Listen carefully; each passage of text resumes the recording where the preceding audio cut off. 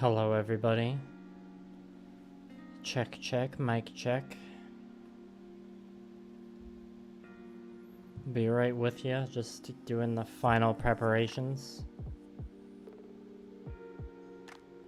Like turning my phone's ringer off.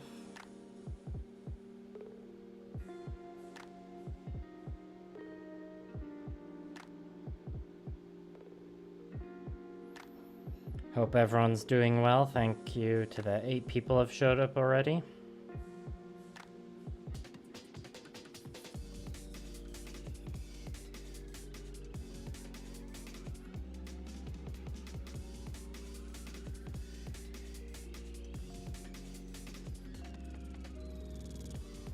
Alright, looks like social media posts are good. Let's just check the Discord. The Discords.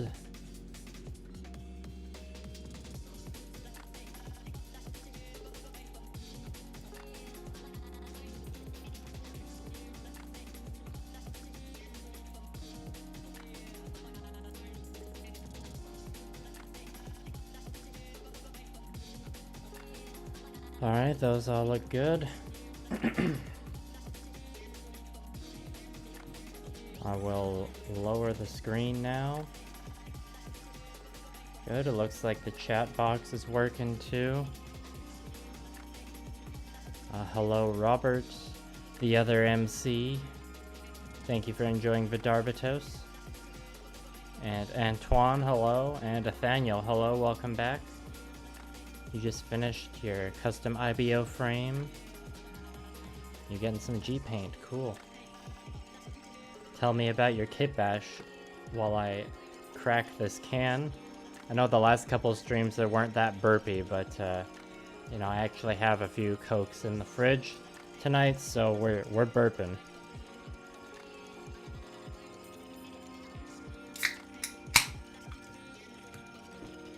Hopefully that can crack was decent.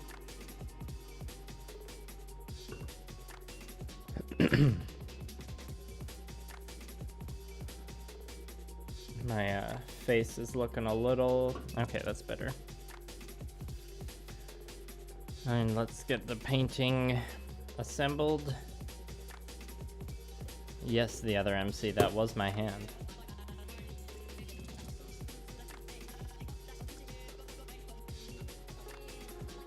It's been a while since I used the Army Painter wet palette. I actually opened a fresh sponge when I started this project, or they're called hydration packs. I think that's what the brand name for them is.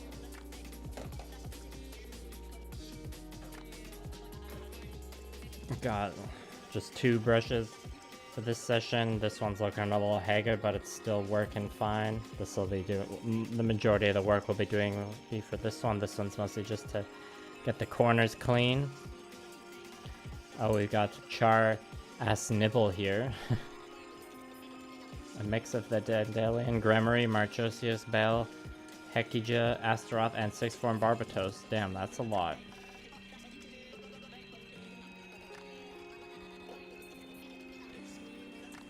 Oh, I'm glad you're satisfied with the can crack, Joey. And hello, Max and Artie Chard. Yes, Artie Chard, I was at UK Games Expo. When I'm done painting the aerial and, you know, finish the corresponding video for it, you'll see some footage from UK Games Expo towards the end of the video, and then in the video after that you'll see more footage from the UK Games Expo. Let's just raise this camera just a little bit.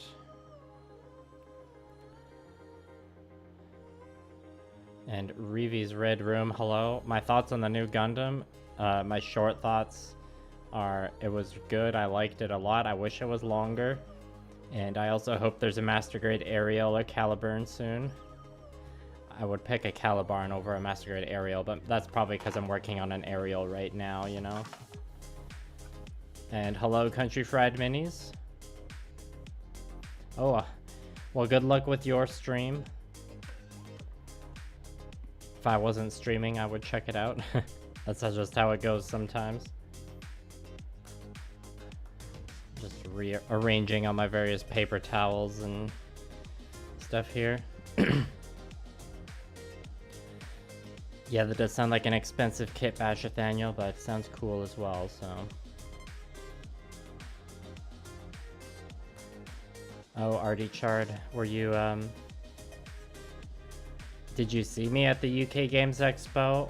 Like, did we talk in person? I don't think I remember meeting anyone there, except for, like, the people at the Parabellum booth. You got scammed, as in, like, you purchased it, but it never showed up? Alright, sounds good, Country Fried Minis. Appreciate you tuning in for as long as you can. No worries if you can't watch, though. Just topping up the sponge moisture there.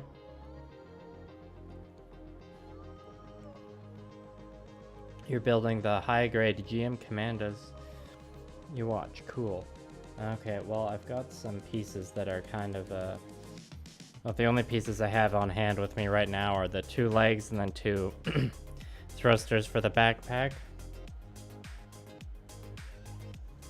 And, probably the entire night we'll be working with just these 2 paints. Oh, I feel you about the socially awkward part. I mean, I was mostly at UK Games Expo just to, like, check out the expo and have a good time. I mostly just filmed some casual B-roll.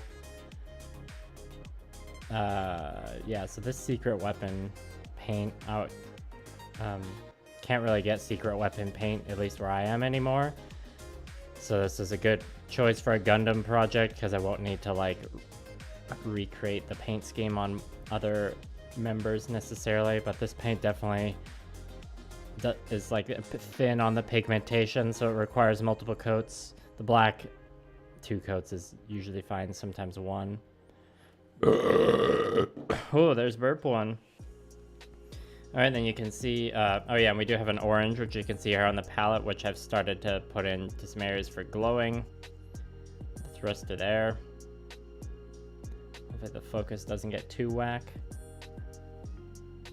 If I raise the camera a little bit, it might get better.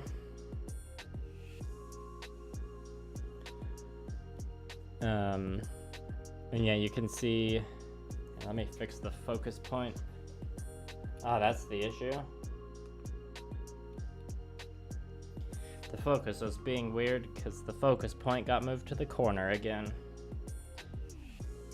Okay. So you can see here, this part just has gotten the initial coat and it's very patchy. So you can see how this paint needs multiple coats, and it leads to, or I haven't been thinning it too much because I don't want to have to do like a dozen coats. And it's going to get freehand again, like with the Gushin, so that'll be pretty distracting from like the more egregious unfinished paints. I see like a bit of a fleck of something that might need to be sanded away off stream there. But yeah, the metallics are done. You can see I'm blocking in the black and the turquoise. The turquoise was voted on by my patrons, by the way. I gave them influence on one single color of this. And this is the base turquoise color. It's going to get brighter, obviously. And we've got some shifter paint for the permit sections there. So you can see this leg is like kind of almost done with like the base colors. We just need some more coats on there. So I feel like the entire stream tonight I'll be kept pretty busy just working on these pieces. This leg is the closest thing to being done, so I suppose we'll try and finish that up first, and then probably yeah, let's just keep this leg and this thruster out, and we'll work on those. And I do have a glove to put on, but for the sake of my skin, I'm gonna just clip it to the alligator clip for a bit. I think we can get away with that.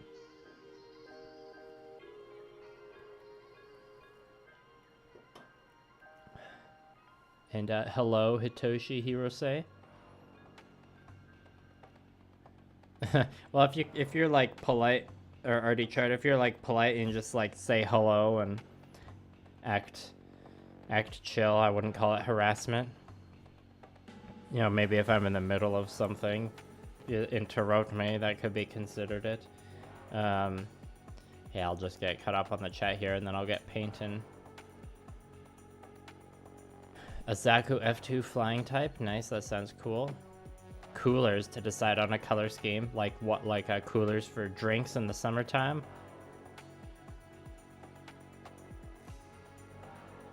Baby powder to make a flat grit finish. I mean, I like the look of flat paints. I've never heard of using baby powder like that, though. That's neat.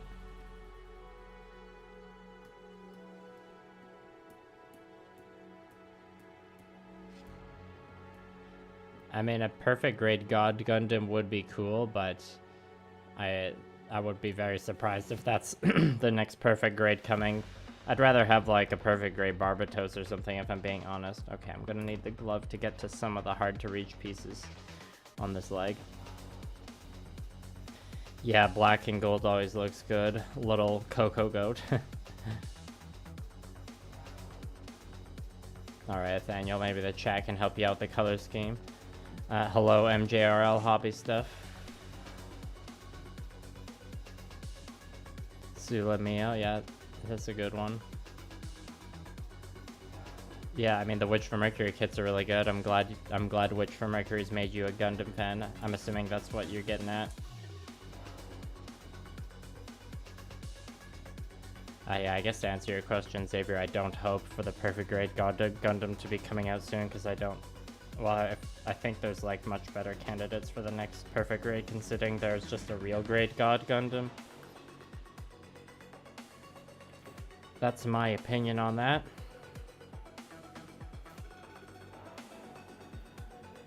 Alright, well thanks for coming by, Robert. No worries if you have to watch a different stream. Just making sure my black doesn't spill into the sponge of the palette there. Oh, Coolers is a website that generates color schemes. Yeah, I've used that before. Or I've used one that was called Cooler, and it was spelled with a K, like K-U-L-E-R. It was made by Adobe, I believe. Oh, you became a Gundam fan from Gundam Evolution. Nice. Rip Gundam Evolution. A perfect grade Dom, that would be epic. And Blooper Appa just finished building the master grade Dom, actually, and that's a nice big boy.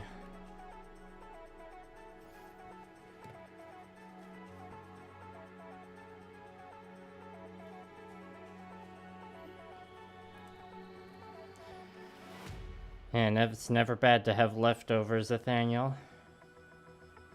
I don't think I need to tell you that, though. Wow, the real great Gundam was your first Gundam, and Adnor, that's one with a lot of tiny pieces to start off with. I feel like a perfect grade Barbatos is more likely than perfect grade Ariel, just because, you know, Ariel's pretty new still, but I would be happy with either of those. Excuse me, burp 2. Yeah, I mean that master grade SD Barbatos is coming out, so who knows.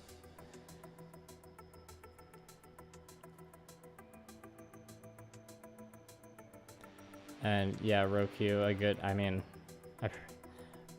answer your question, I would just say what I've been kind of saying indirectly. Would be Barbatos. I think a Barbatos would just have a lot of cool stuff you could do with a perfect grade. Although now that I say that, I think the perfect grade. I mean, if a perfect grade Barbatos came out this year, I could definitely find an excuse to get it. Another one that I would be just as excited for would be a perfect grade Unleashed Zaku 2, because you know there's an RX-78 perfect grade Unleashed. There should be a Zaku too eventually. Oh my god, Artie Chart, a perfect grade Zoc. I would lose my stuff over that. Oh my gosh. Give me the perfect grade Zoc. It'd be like quite the centerpiece in the living room, you know? That'd be awesome.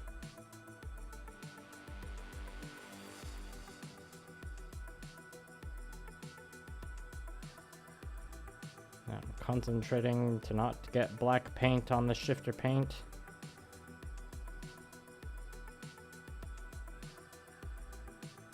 Part of me wishes I made the black the like main armor color that would be getting the free hand, because the turquoise base I'm using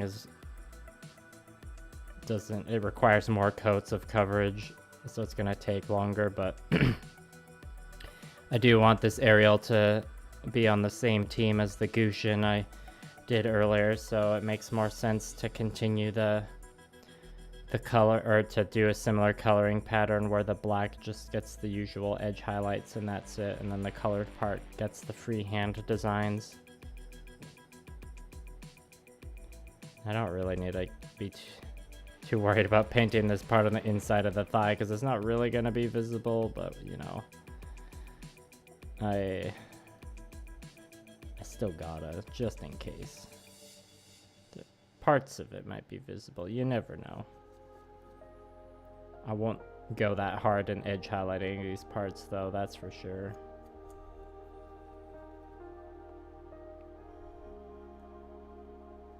Oops, got a bit of black on the metallics there.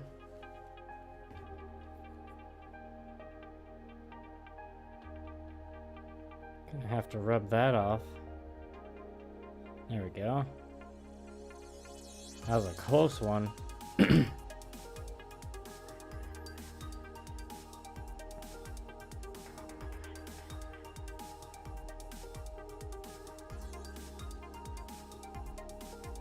Oh, we're not in focus, my bad.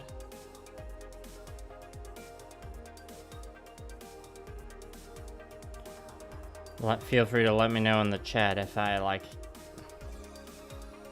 if the camera spends more time being out of focus than being in focus, because that means I should change the position of the camera or something. Or the focus point.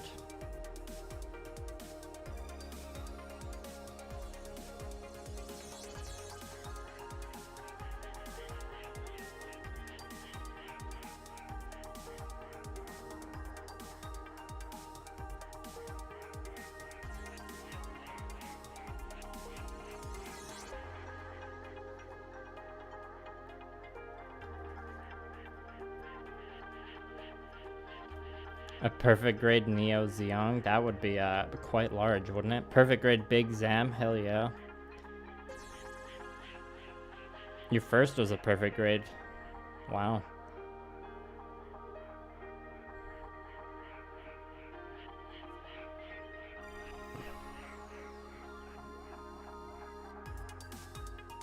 My first was the Striker GNX from Builds Fighters. Oh, that was the first. No, that was the first one I built, and the first one I painted actually. I think my second gunpla was the clear bale, the P Bandai clear color bale, and I got it when I was in Japan, so I didn't have to pay the premium Bandai price for getting them in North America, but you know, I did have to buy the expensive plane ticket to get to Japan, so.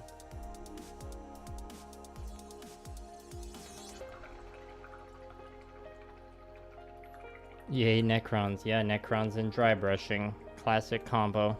A perfect grade Nightingale? That's a bit much, isn't it? I mean, that's like subtle compared to the perfect grade Neo Zeong.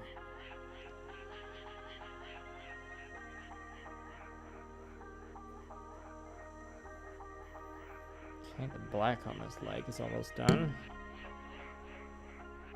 Sorry, I bumped the mic there.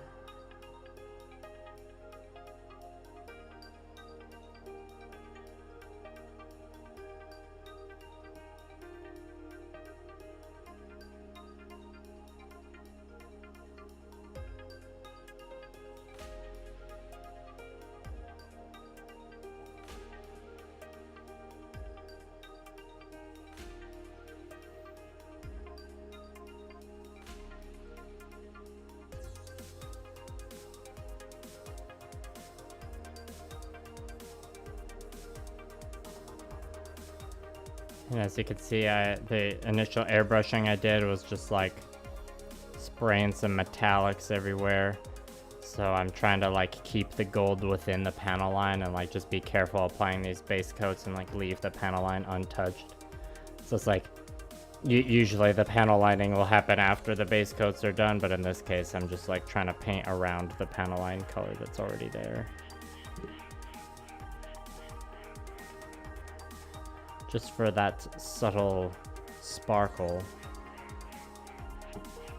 that to remain there. There's a couple, I think there's a couple places where I didn't do that and I just painted over it with the base color. And those were places where like there wasn't much metallic paint sprayed on to preserve in the first place.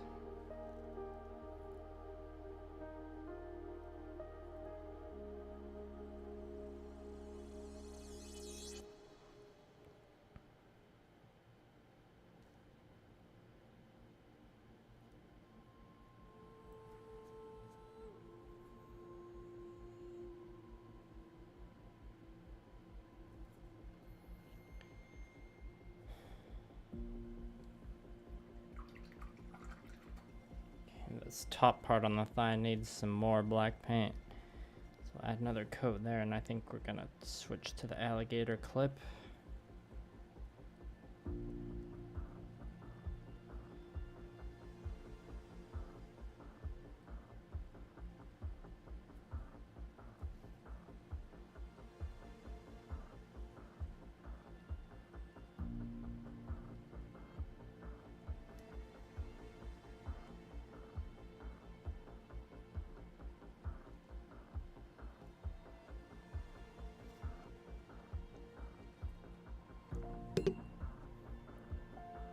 Sorry, I bumped the mic there.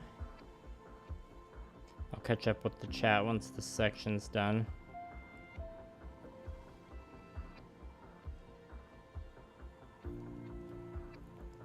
Yeah, I think I'll cover up this part with black.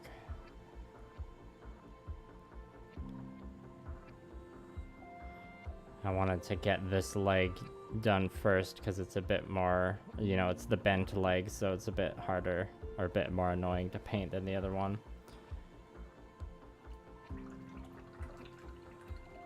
Real grade gun cannon? The people need the real grade gun cannon, that's for sure. Real grade Barbatos? I don't know about that one. I'd rather have a perfect grade Barbatos, but you know, I think realistic expectations would be to just get the master grade SD Barbatos that's on the way.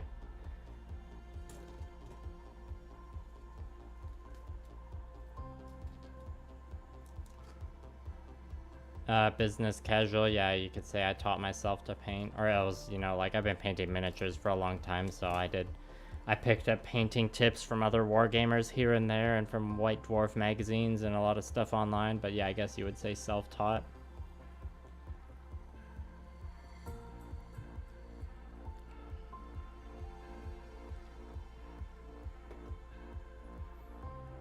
And Roku, if that's how you say your name.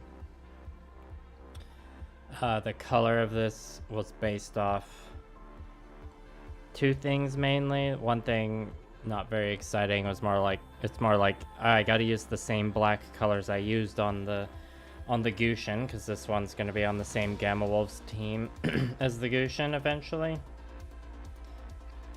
And the other, and then I decided the turquoise color based off a Patreon poll.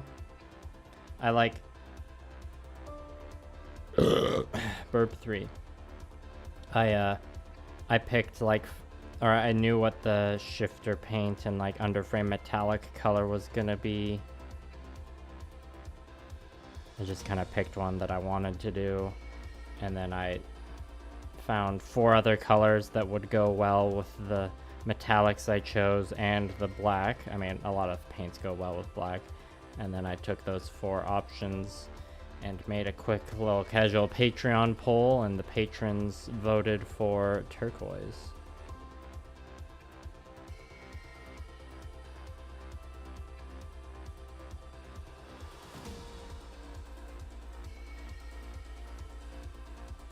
So yeah, it took me some thinking to try and decide what I wanted to do with it, but ultimately I was like, well, it still has to have kind of the same color pattern theory as the Gushin.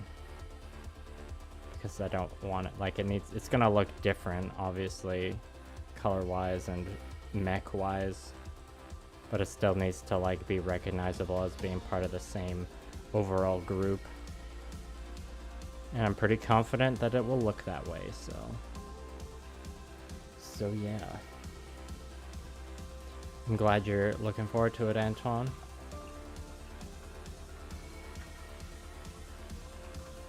No, you don't have to completely take it apart between each color, Nathaniel.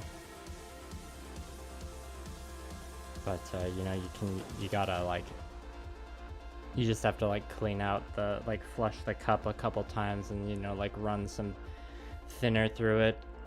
There's kind of a bunch of different, not a bunch, there's, like, a few different ways people used to clean their airbrushes. I would look up some YouTube tutorials for that. So I wouldn't call myself an airbrush expert, but you don't need to just completely disassemble it in between colors. It's good to like completely disassemble it and do a deep clean like after all the airbrushing's done, but not between each color. And when you're, it makes sense to airbrush the colors from, when you're airbrushing, you go lightest to darkest. Because if you spray like black with your airbrush and then switch to white, you like really have to vigorously clean out that black paint, because any like even a small remaining amount of black paint will like discolor the white paint into being gray. But if you do white first, like a small amount of white paint, like it takes more white paint to dilute the color of black, if that makes sense. So in terms of like planning your airbrushing, it makes sense to go light colors first, then dark colors. And when you're hand painting, you kind of do the opposite. It makes more sense to do the dark colors, but I think more with hand painting, it has to do with the location. Like you do the inner frame, or it makes sense in my head anyways, to do the inner frame first and like the hard to reach spots in the crevices, and then you work your way out. And then while also taking into account that it's easier to fix mistakes if you do the light or the dark colors first. Or I see a business casual.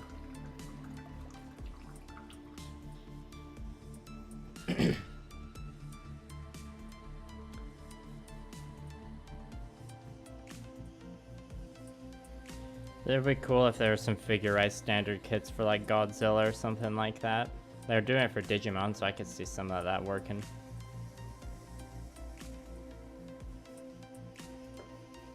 Noric, it's basically the regular high-grade aerial, but there's like a few very minor parts kit-bashed.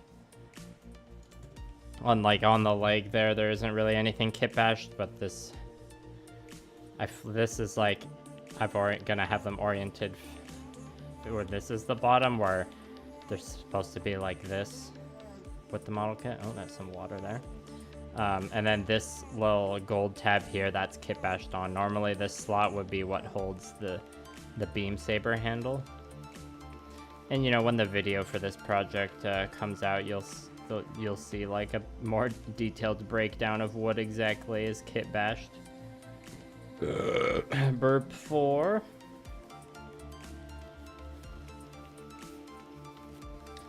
Oh, congrats. What was that? Robbie's and pay please? However you say that. Congrats on finishing your first hand-painted Gundam. Yeah, Pacific Rim Kaiju kits would be awesome. I'd be pretty surprised if I saw Bandai do Doctor Who kits, but you know, that'd be funny, and I'm sure lots of people would I'm not super into Doctor Who, but I'd be happy for the Doctor Who fans that are also into Gunpla or like wanted model kits made by Bandai. I think lots of people would be pretty surprised if Bandai was suddenly like TARDIS model kit. Maybe be more likely to be a Kotobuki or some other company. Okay, the black is kind of done on that. Oh, it's very warm here. I hear it's warm in lots of places. It's definitely not as warm where I am here as it is in, you know, like the southern United States. But it do be heat waving right now. We'll see how sweaty I am by the end of the session. Okay, well there's still some black on the palette to use up, so I'll just quickly go to another piece before we switch to turquoise.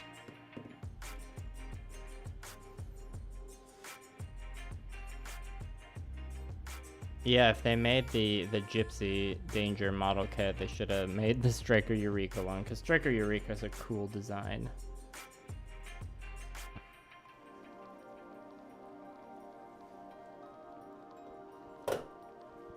Yeah, the armored core mechs are cool. Are the armored core model kits done by Kotobukiya though? It's one of those awkward situations where like Bandai Namco Entertainment puts out the game, but they don't put out the model kit. I'm not entirely sure.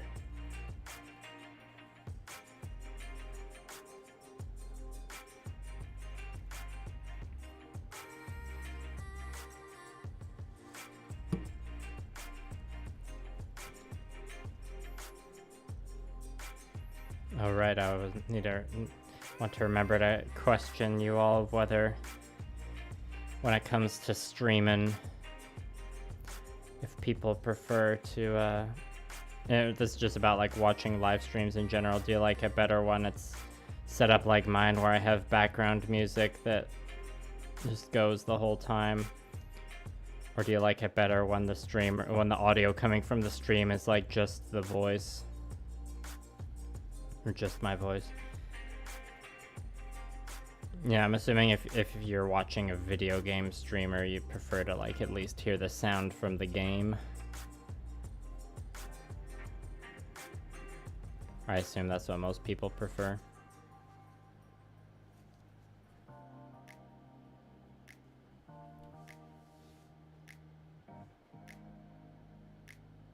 The Russian mech was called, yeah, Cherno Alpha. Good job, Nathaniel. Yeah, the Russian mech was cool. It's too bad it just gets wrecked right away. No, spoilers for a movie that's like almost a decade old. Or is it a decade old now? Wow, that'd be crazy. I think Pacific Rim was 2013. So yeah, it's probably like just a decade old this year. Or maybe it's 2012.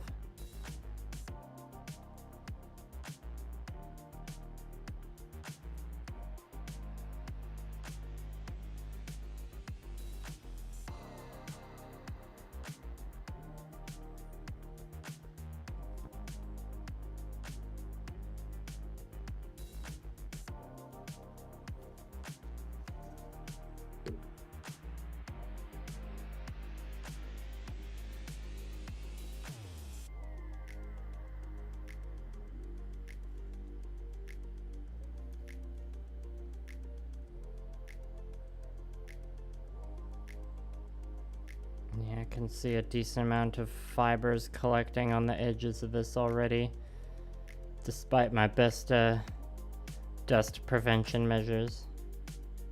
Probably like I'll have a round, once all the base coats are done across every piece, I'll have a session round just like sanding away the egregious like chunks of the paint and plucking away the fibers before I move on to the next stage. Oh no, it's 2013. Yeah, exactly. Yeah, Nathaniel, I saw Pacific Rim twice in theaters, I think.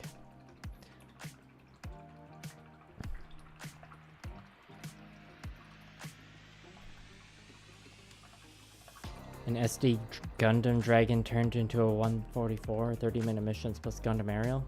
I mean, a 30-minute missions plus Gundam Aerial would probably be a easier first custom kitbash, so I suppose I'd recommend that, because I tend to say taking baby steps is good.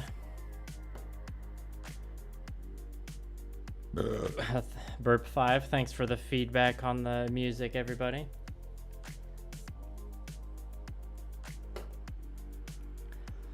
Yes, Norik, I did watch The Witch from Mercury. Lots of good mobile suits in it. If I had to pick a favorite, maybe the Calibarn. There's a lot of good ones though. I did enjoy one suit that like didn't get a lot of airtime. Was like the ones that was used to like suppress the rebels on Earth. It kind of had like, it was like one of the grunt suits. The one that the Spacians used to repress the Earth rebels. I thought it looked pretty cool. The ones that Shadik's crew piloted were also pretty cool. I don't know if those were the grass lace system ones. The one that was like the biguer Pente. Yeah, I'm probably saying that wrong. If I had to pick a favorite though, maybe Calibarn. But I would only say that once it got to the point where its permit score turned rainbow, because before that I was like a little underwhelmed by it. I'm like, it's kind of plain. It looks too much like Unicorn. But then, you know, its gun thrusters open up and the permit rainbow turns on and like, okay, I'm into this. Baby steps, you preferred Gundam steps. Good one.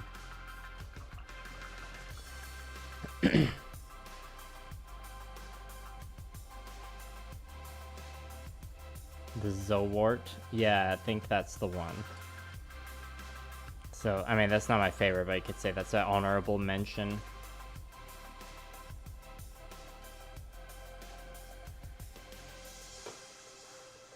Alright. Got the black used up there. Gonna switch to turquoise. Where's the wet? Okay, the wet paint's there.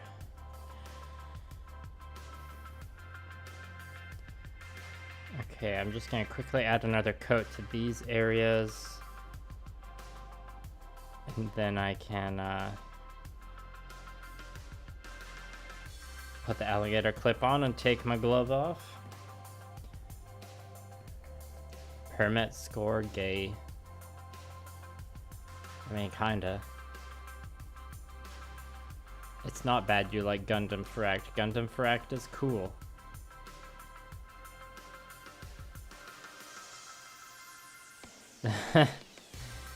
He killed the Michaelis sales. Is that because he was like an antagonist? Yeah, I guess that's one way to think of it.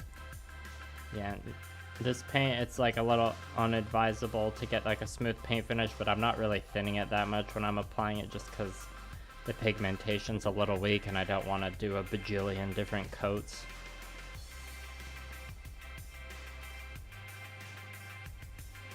So Roku, you must enjoy all the sniper suits then, or most of them, I'm guessing. Oh, and Rivi's Red Room, I don't mind explaining my methods, but you have to be a bit more specific about which method you want me to explain. Like, when someone asks me like any tips on painting, that's like not enough information. I need to be more specific, I guess. If you need like general tips on painting, I got a video from Jesus from a few years ago now, or 2 years, called How to Hand Paint Gundam and Manage Burnout. Oh, also there's the recent, I was on Plamotherapist's like featured builder series, so I talked him through his first like hand-painted Gundam project, so I would check that out as well. Head over to Plamotherapist's YouTube channel. It's like 3 videos old or something. He like uploads way faster than I do, so.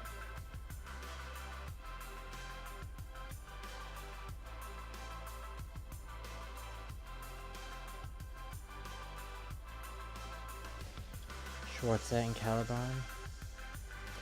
Oh, the blending.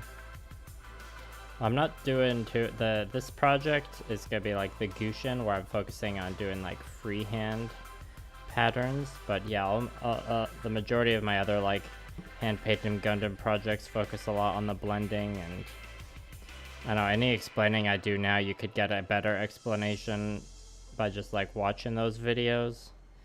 That's basically like, I don't use a lot of wet blending, it's more just like thin layers of glazing, so when it gets to the part where I'm like blending the colors, I start thinning with glaze medium instead, and using a wet palette is definitely essential for the way I approach it. Because the wet palette lets me like just mix the colors really well and like go back to previous shades quickly, because the wet palette stops them from drying up. And it's just a lot of like back and forth, and I guess like before I start actually blending, I kind of mix up a mid-tone, like the middle part of the gradient, and like add a streak across the armor panel where I think like the middle of the gradient is gonna be, and I do that like everywhere that's getting it to kind of like block out the gradient. And then I start the actual blending. And I don't worry too much about the blending near the like edges of the pieces, because there's a round of edge highlighting that happens after the blending that kind of like tidies up the mistakes made around the edges, and more focus on like the middle like flat part of the panel, if that makes sense. So I guess like, yeah, like if you go to the playlist I have set up on my channel for Model Mayhem style / the hand painted like Gundam projects, like a lot of the videos in there have the same kind of like technique of using all the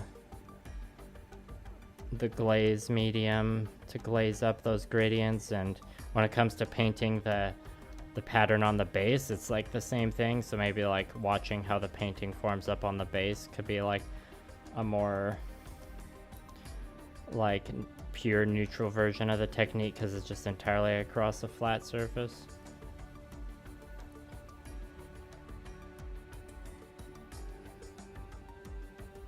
Hopefully those explanations help. And yeah, a lot of it comes down to just like patience, because you got to do lots of layers, and you want to also use like the biggest size brush that you can get away with, while still, because you need to like obviously have the control to like paint within the lines. So you need a brush that's like if it's too big, it'll be harder to do that, but the smaller the brush, the less paint it can hold. And bigger brushes make blending a bit easier. So you kind of need to like find the Goldilocks brush for every situation. That could be said for any kind of hand painting. So I like to say it as like, you always want to use the smallest brush that you think you can get away with. And in terms of like a finish, I do, lately I've been using Army Painter matte varnish, thinned down through an airbrush. Burp 6. Thinned down through an airbrush, and 2 coats of that. And sometimes I'll go back and hand brush on gloss coat in like certain spots if I want them to pop. Yeah, I mean, you'd think a Mechagodzilla model kit would be a thing, but maybe Bandai doesn't have the rights for it. But I'm sure they would do a great job. The wet palette, it's not like a wet towel. It's like the top layer is like palette paper, which is like porous. It's kind of like a parchment paper they use for baking. And then underneath it is a sponge. So yeah, this Army Painter wet palette, the sponge is like a little unique because it's like the Army Painter brand one, but there's ways to like hand make homemade wet palettes and stuff. I in particular need a wet palette because I live in a dry climate, but they're not essential. But you know, for the Model Mayhem style that I do, I don't think I wouldn't want to even try doing it without a wet palette. Also, hello, John Bear.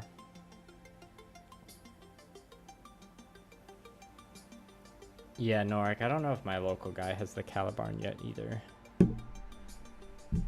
Next time I go by there, it'll be hard to resist buying it, though, that's for sure. And Raku, I used, like, just whatever brushes my, well, if money were no issue, I would just get a bunch of like Winsor Newton sable round. I like to have a size, if I'm going by like a Winsor Newton size, of like size 0, size 1, size 2, I can get the majority of my work done with those. But I guess like general answer, sable round brushes are what I like, and then I have synthetic rounds for when I'm using like more harsh stuff like washes and metallics. Generally, I just buy the brushes that my local store carries. But then, like, you know, if I really want to splurge on a fancy brush, I'll go to the actual like the proper art supply store and get like a Winsor Newton sable brush, or Winsor Newton Series 7, I believe they were called. They're pricey though. But the first time I used one, I was like, oh, so this is what it's like. It was a definitely changed the painting experience for the better. But if you're like just starting out, I would just get some like decent quality synthetics. And then when you feel ready, you can like splurge on 1 or 2 nice brushes from the art store. Sorry, I don't know how long the camera's been out of focus here. Hopefully y'all can see how this turquoise paint requires more coats than the black paint does now.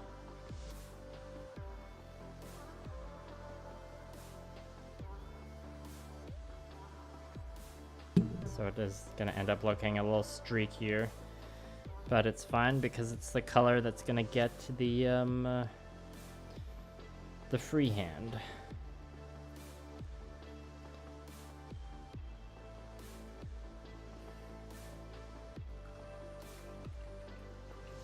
Oh, that's exciting, Nathaniel.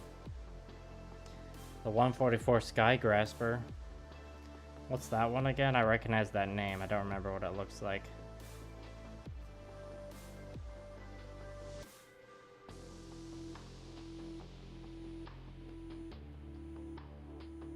I'm just trying to awkwardly paint the inside of this a bit.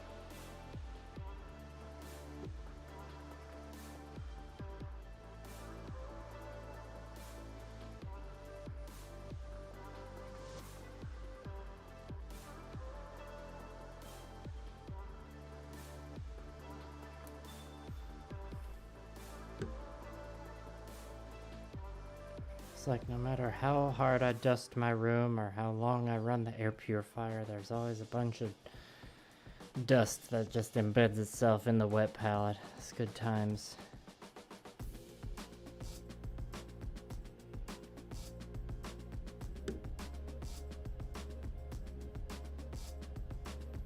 Sorry, I've been bad about bumping the mic with the end of my brush this session.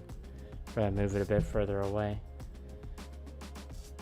Think you can all still hear me good enough.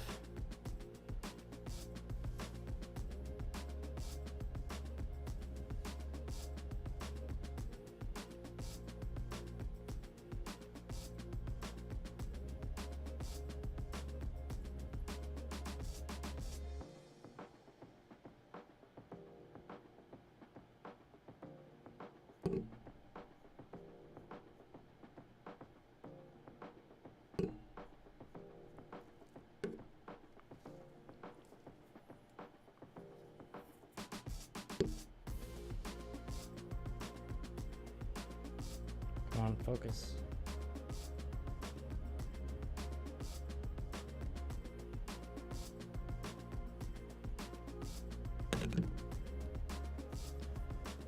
Okay, let's just move this mic even further away because I keep bumping it.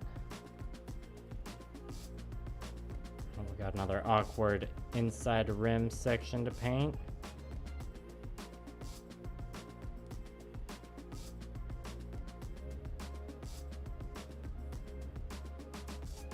At least with this part you can get away with applying it a bit thicker and you don't have to do multiple thin coats.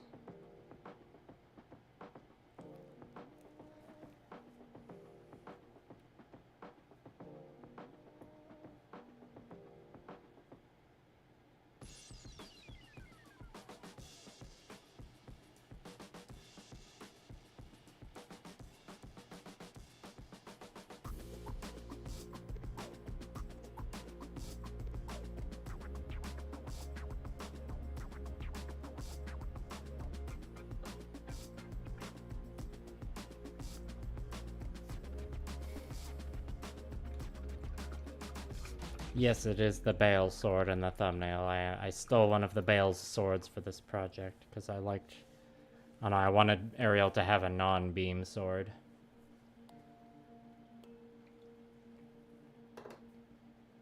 Okay, gotcha. It's from Gundam Seed.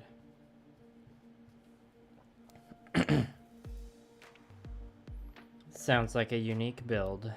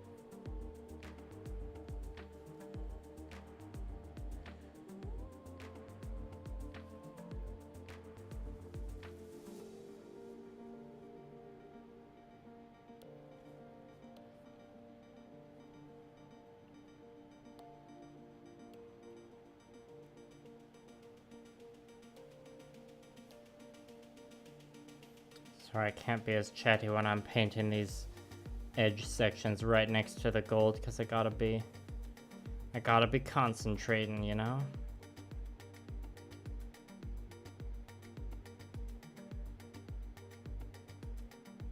I'm really gonna have to sand away that little speck of dust here. I don't know if you can see it. Yeah, you can totally see it there.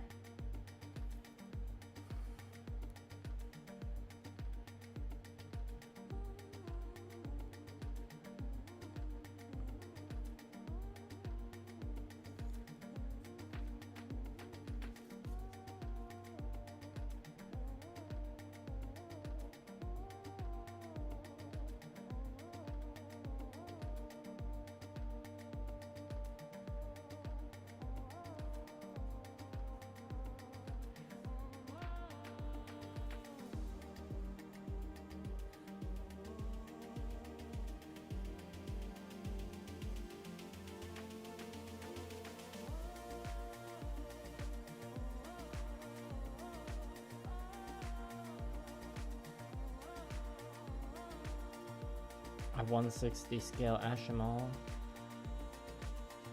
Yeah, that would be pretty cool. Oh, hello, Shane.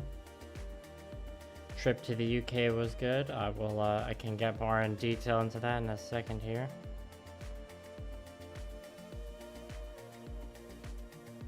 Yeah, I am doing a vid on it, Rivi. Thanks for stopping by. Catch you next time. Oh, hello, General Fiver. Welcome. Thank you for coming.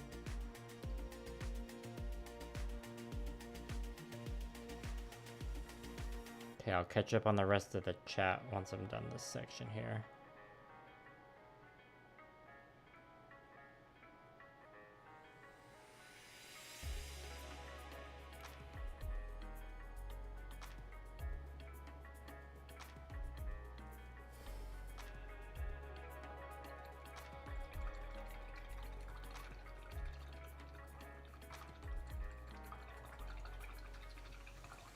Yeah, Norik, I imagine the hole on the side of the leg that's like for the permit pieces on the shield that I'm not using in the build. I just imagine the sword clips onto that somehow with some space magnets. Thank you, 50 yen.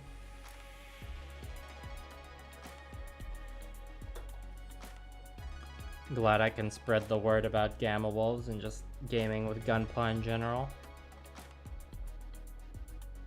And I haven't seen that cutscene, Nathaniel, but sounds cool. Okay, this spot needs another coat, but we gotta wait for it to dry. The other side's kinda mostly getting there. Alright, I'll just circle back to that in a minute.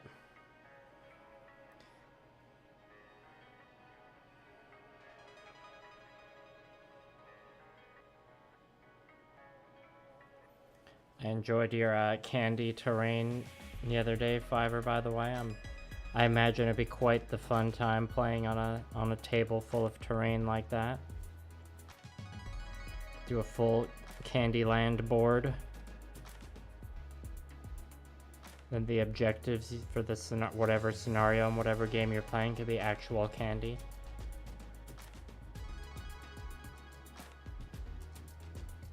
Now I'm just imagining like a full-on serious like 40k or conquest tournament or something, and just like one of the tables in the hall is just or the championship table where like the top players play is like the Candyland board. That'd be awesome. Burp 7. Oh boy, 7 burps. I think the last stream had like 0 burps.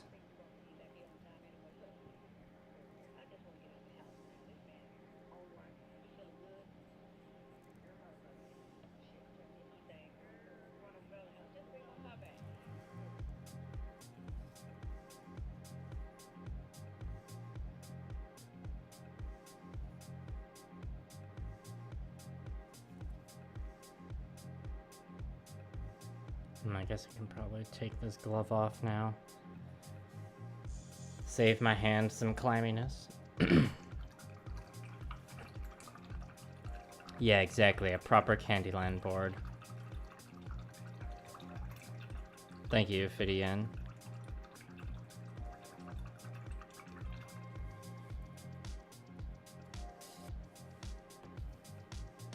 Okay, this piece... We can call this piece done after just one more coat of turquoise. That'll be the first piece with all the base coats done. The base coating stage is always like deceptively long.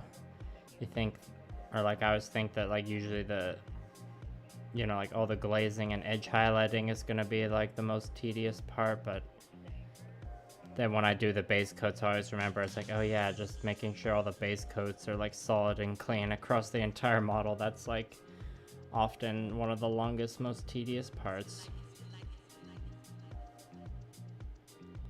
If I'm depending on how things go this week, I might have 3 consecutive nights. So whoops, I dropped the brush. 3 consecutive nights of streaming. Tonight, tomorrow, and Wednesday. We'll see how things go, you know, sometimes a thing comes up. Generally, I can make the announcement of whether I'm streaming or not, like, the morning of.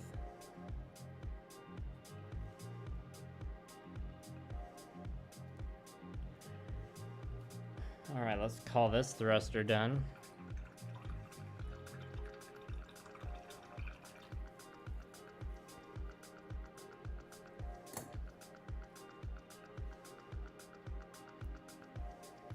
It's okay, I caught the brush, and I managed to not get any of it on my white shirt. I'm wearing the upside down Crystal Beppis shirt, by the way. If anyone was wondering. Okay, back to the leg. Right, let's take this glove off. We've done the first hour of streaming. Good work, everybody. But mostly me.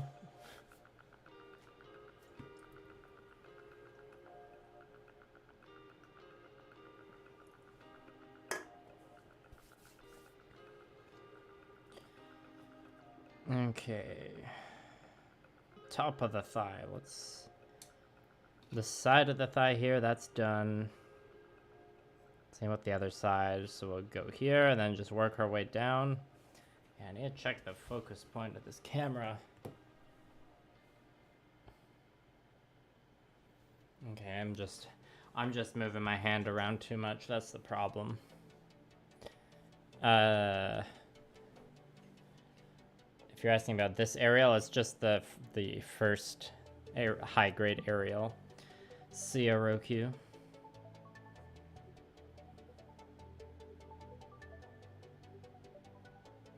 And I guess you probably wanted me to answer your question about favorite IBO kit.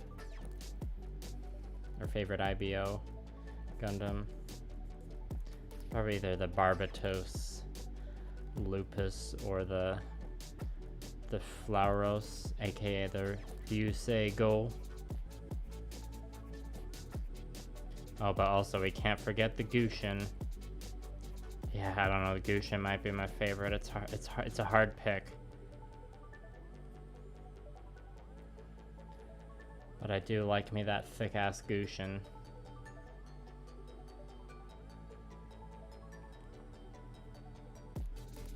As I'm sure many of you already knew.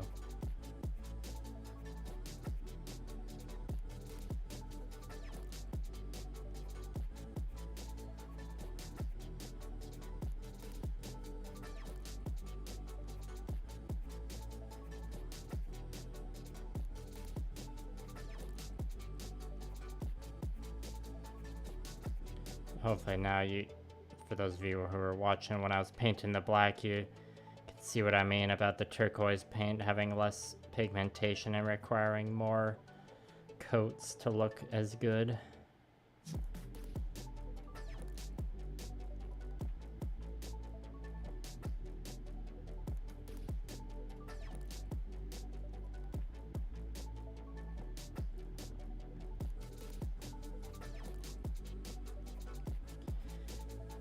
Yeah, I knew you'd chime in for the Gushin Fiver. That's right, Fidian. The Chimera's Vidar is pretty good too. Is that the one that has like the extra leggies that fold out to put it into like jousting horsey mode? Because that's my favorite of the Chimeras.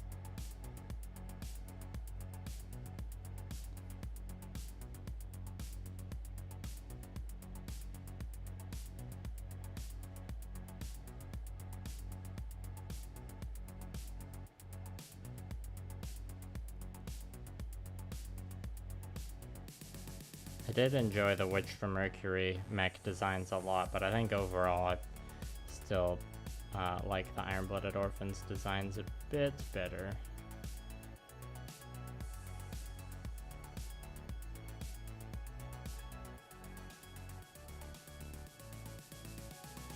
I did like the way Witch from Mercury shook things up a bit though.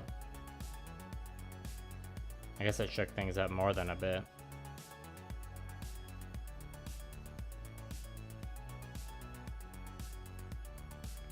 To me, seems like what the Gundam franchise needs. Even though I haven't had Steam installed on my computer in a while, but I was still sad about Gundam Evolution being announced that it's ending soon.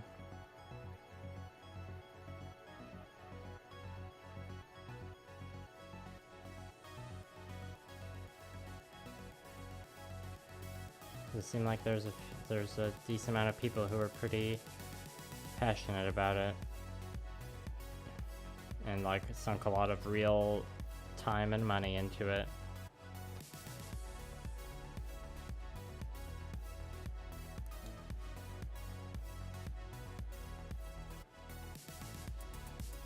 A little bit of a tricky part to get in here at the back of the thigh.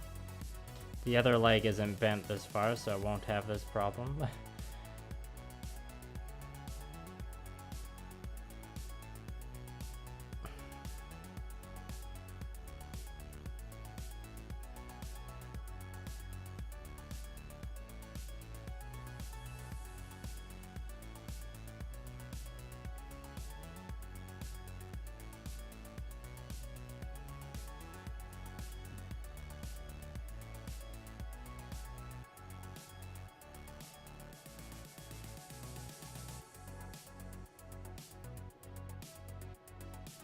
Does feel pretty liberating, like not worrying too much about having a super pristine, smooth coat, because I know I'm gonna have the good old freehand squiggly lines to distract from the imperfections.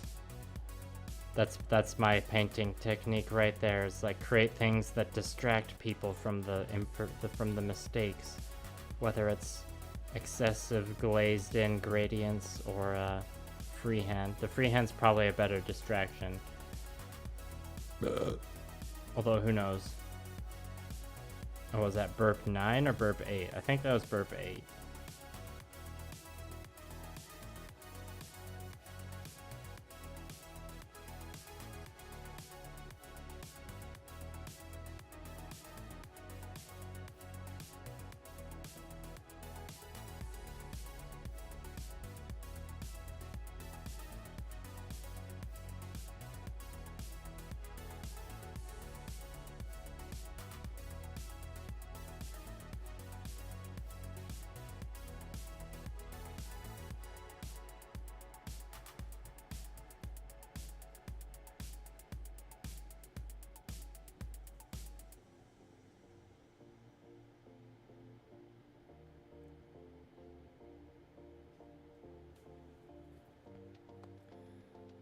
Those calf sections, they're almost done. This part needs a bit more.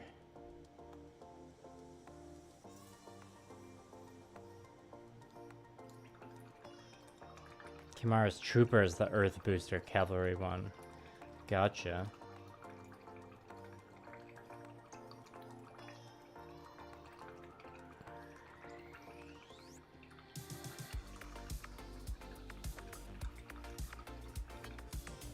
The second season. I enjoyed the parts of the second season of Iron Blood Orphans, but yeah, the first season is a bit better. Thanks, Jason. Glad you could stop by. Yeah, rushed. That's the problem. But I mean, Iron Blood Orphans had twice as many episodes as Witch from Mercury. I wish Witch from Mercury had like a real 24 episode second season. I'm assuming by the time Witch from Mercury was like a big smash hit, like no one at Sunrise Bandai was expecting it, and it was like they couldn't plan on making more because everyone was busy working on the next Hathaway's Flash movie or something. That's my theory. Maybe there'll be a Witch from Mercury spin-off or something, who knows. A spin-off or like prequel or something probably makes more sense than a sequel that had a fairly conclusive ending, I think.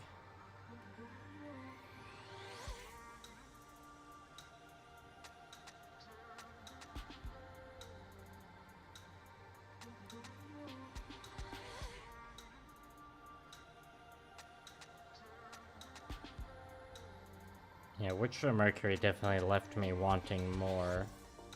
More so than Iron-Blooded Orphans did.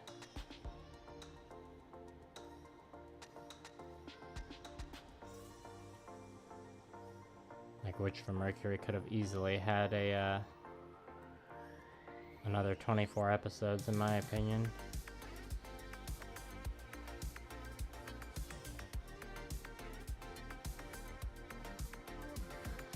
I'm happy we got don't get me wrong, I'm happy we got like a 24 episodes of it at all. It could have easily just been like 12 episodes and then done, like so many animes. Sorry, I'm painting a lot of awkward parts. They're kind of hard to show on camera right now.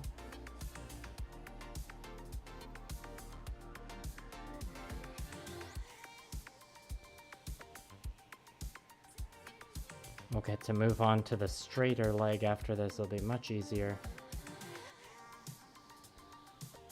Well, probably just a little bit easier.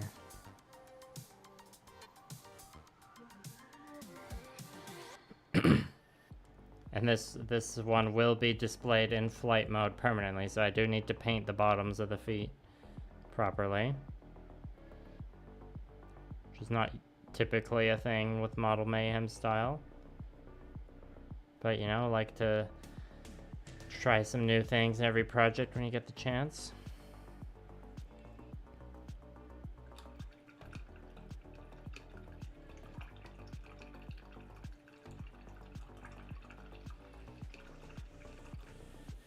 Yeah, I feel you, Fidian. Oh yeah, movie Fallout, The Witch from Mercury, that could be cool. Look, I'll take whatever they can give me. And who knows when the, like, well, I guess there's that, like, Unreal Engine animated Gundam series set during the 1 Year War that'll come out at some point, and then, you know, of course, the live-action Gundam movie that's being, I think it's being worked on by the guy who directed Kong Skull Island or something like that, under Legendary Pictures. I think the guy who's directed it is like a Gundam fan himself, you know, like watched Gundam Wing in the 90s, so I like to hope it'll be good at least. It'll be good if it gets more people into Gundam.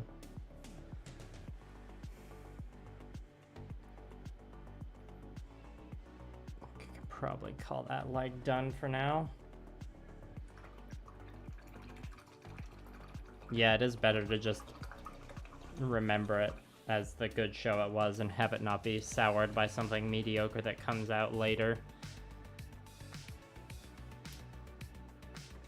Okay, well, let's start painting this other thruster. So I'll put the glove back on for a bit, and I'll just take care of the section that will be blocked by the alligator clip first.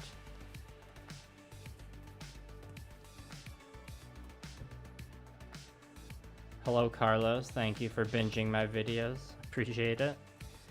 I always like to hear when someone's been binging the content.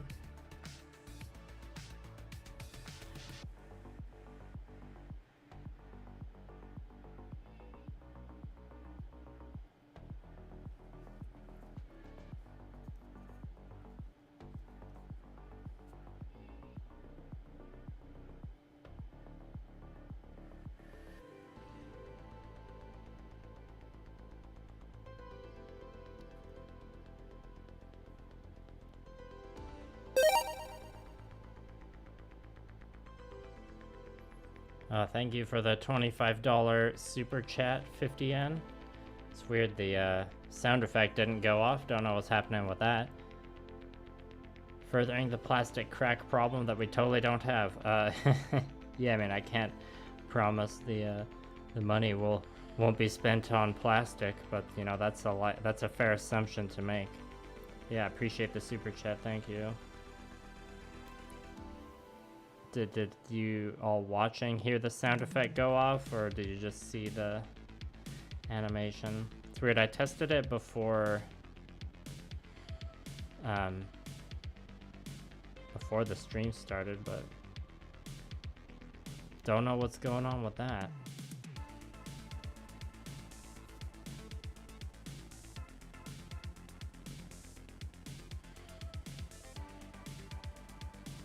But hopefully my acknowledgement of the super chat was satisfying enough.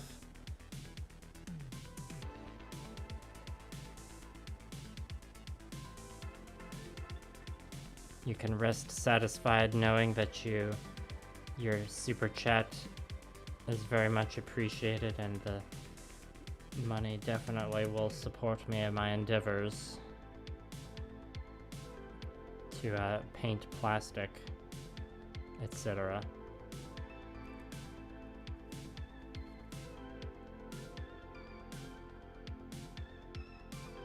Oh, you did hear it go off. That's good. It's just something on my end then.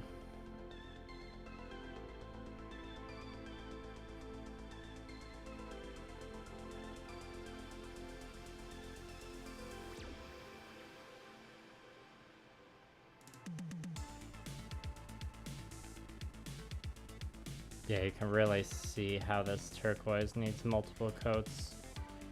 Now that you're witnessing what the first coat looks like when it goes down.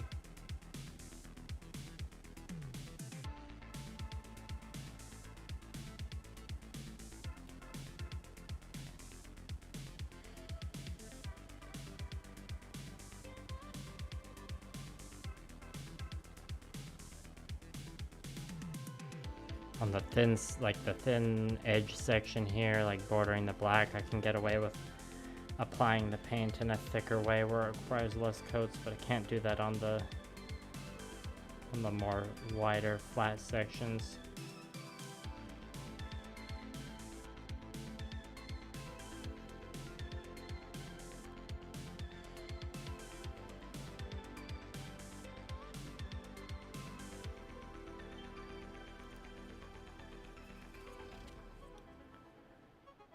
I will do with that what I will, Fidian.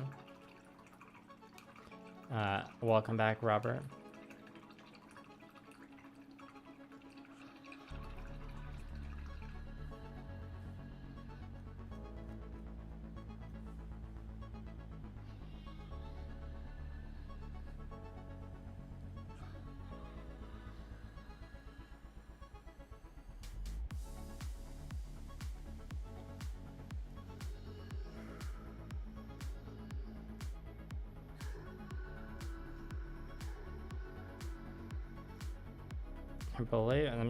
A random thought I had, or I was thinking about master grades. I'm like, what was the last master grade even? I think the last master grade that came out was that the Zeta Verka? You know, I know it's kind of like a topic in the Gundam or gunpla community right now about like how there's just like less master grades coming out. And, like there's fears about them being replaced by the full mechanics line or whatever, which I don't think will happen, but you know, the number of master grade releases has definitely been slow. Is there even a master grade kit that was announced that's like coming right now, or are we just waiting on nothing for master grades? And I guess I should say that P Bandai doesn't count in this case, or I usually don't count P Bandai unless it's like, you know, a new sculpt or a P Bandai kit that does have some like new plastic parts, because you know a lot of the time P Bandai is just recolors.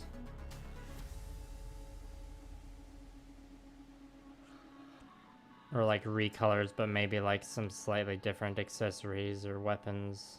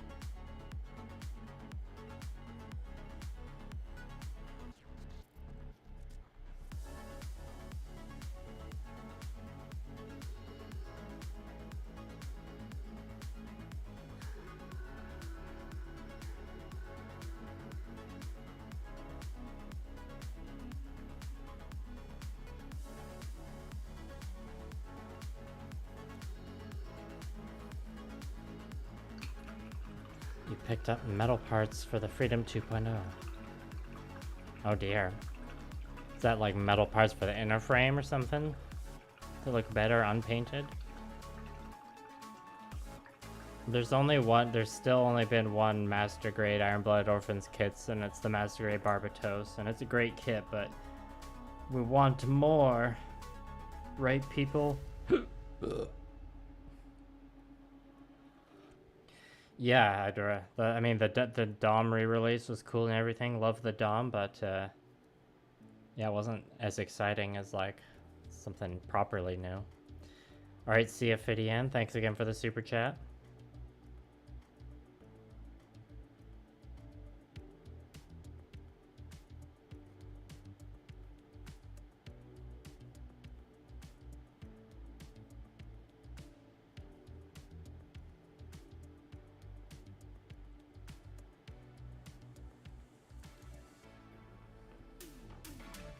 Hello, Robert. Welcome to the WAP zone. It's true. The high-grade Witch for Mercury's have been selling quite well. So, you know, it'd be cool if they made a master grade. As much as I would prefer just a Master Grade Iron-Blooded Orphans kit, you know, I won't say no to a Master Grade Witch for Mercury kit. I feel like the show's successful enough they'll release one eventually, but you know, that could be 3-4 years down the line, who knows. The Master Grade Barbatos came out in 2019 and Iron-Blooded Orphans finished airing in 2016, I believe.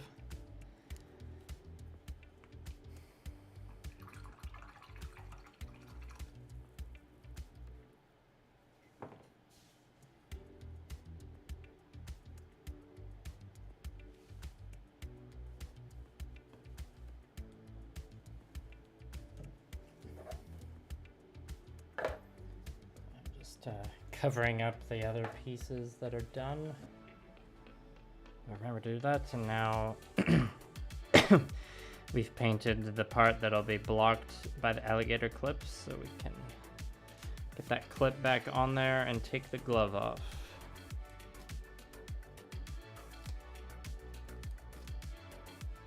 Thanks, Robert.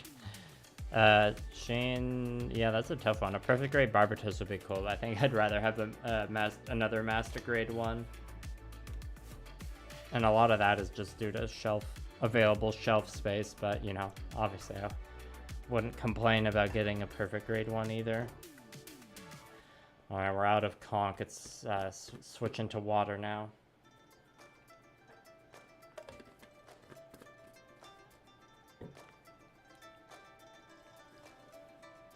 And a quick refill on the turquoise, which is all. Oh, this is a Gundam themed paint. I guess it's Titan Dark Navy.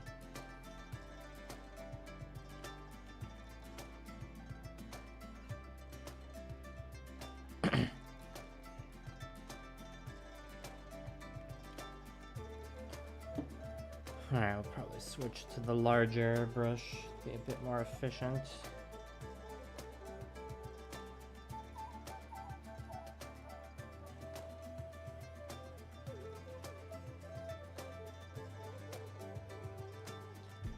Is anyone in chat excited for Dune Part 2? Electric Worm Blue.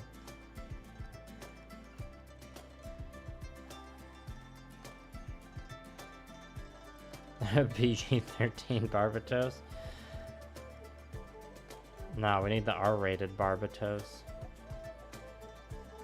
Is Iron-Blooded Orphans rated PG-13 or is it like 14A? It's probably different depending on where everyone lives. I don't remember what the like rating on Netflix for it was.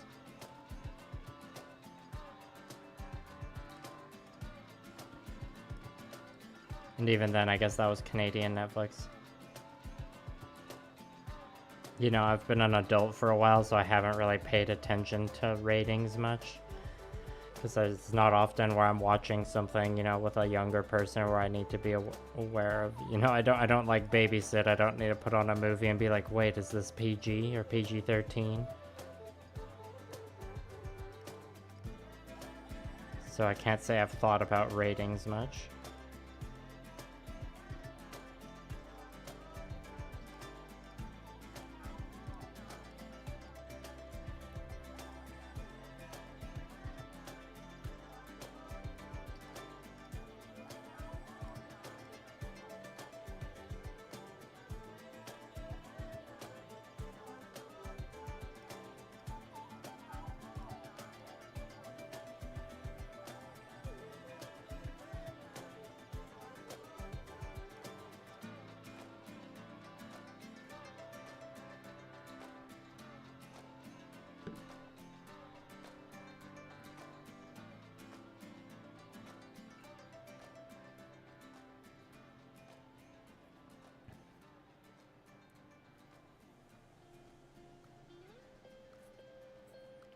Time to get this inside edge again. Kind of annoying.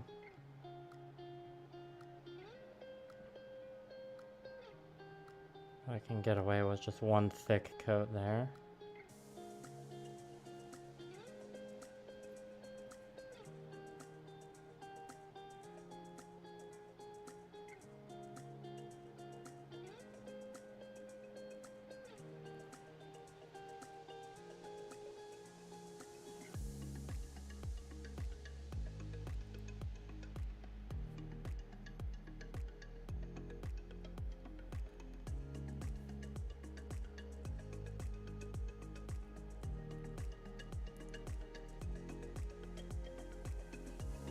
Hello, Zen.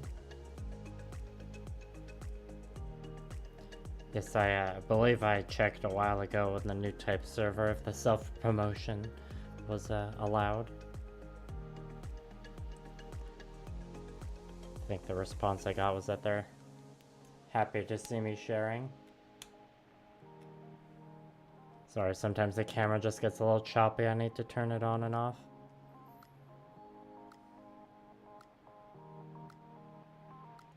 I mean, Robert, it sounds like you don't need or that name is like long and fancy enough, you might not need a serial designation. I don't usually give my mechs that, so I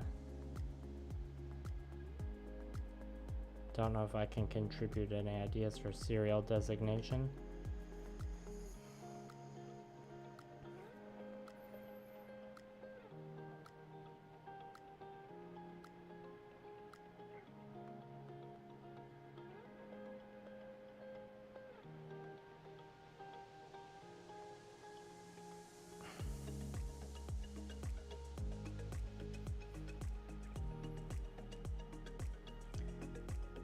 Yeah, this turquoise paint isn't the best demo of like how to get a super smooth base coat one hand painting. But you know, if you follow along with this project up until the later stages when you see the detail work I put on top of this, you'll see why I'm applying these thick ass coats. If you want a sneak preview, you should go back and watch the video I put out earlier this year with the Witch from Mercury Iron-Blooded Orphans kitbash, the Gushin Dolanza kitbash. I think that was end of February, March. Yeah, another Iron-Blooded Orphans Master Grade, the Vidar seems pretty likely. It would be pretty cool if there was like a Grays kit that came out, because that has potential for lots of like extra parts. Thank you, Zen.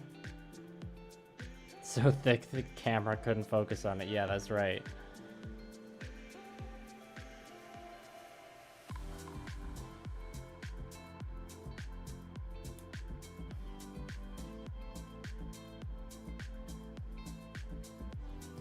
Yeah, Robert, in terms of colors, if it's your first time painting, I would say just try and focus on change. You know, like the strike and the aerial both have the classic Gundam colors of like red, white, blue, yellow. So maybe just like switch one of the colors and go from there.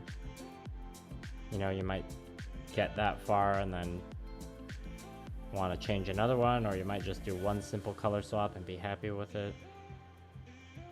I guess take into account what colors the eyes are gonna be. Can look up some basic like triad color theory stuff with like color charts, or some like YouTube videos about basic color theory that can give you some ideas. One video on my list of video ideas is to do like how to pick color schemes for your Gundam. I don't have any like immediate plans to release that. It's not made or anything, but maybe one day you'll see me do a video focused on that topic.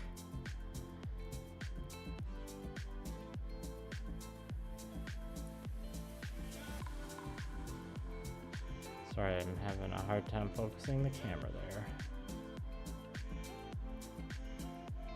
Hopefully the stream is still decently watchable. We still got a decent amount of people watching, so well, it looks like we lost a bit from that long period of unfocused. My bad. Maybe some people left because they're tired of me painting turquoise on this thruster.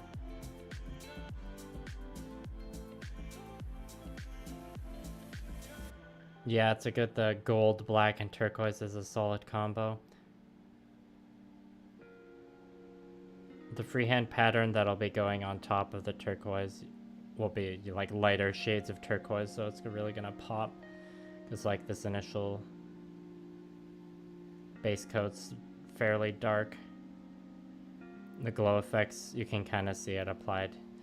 The top of the thruster there, the glow effects are going to be orange, so those are also going to pop. I'm looking forward to seeing it all come together. Oops. Got a bit of turquoise into the panel line there. Let's try and mop that up.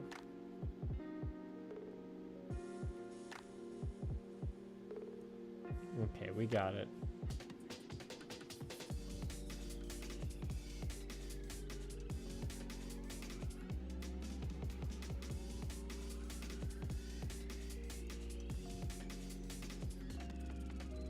Dang him.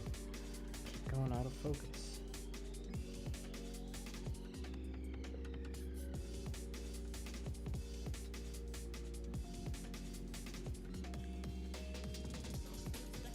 There are some dust chunks on this thruster that I am not into. I have to fix that off camera later.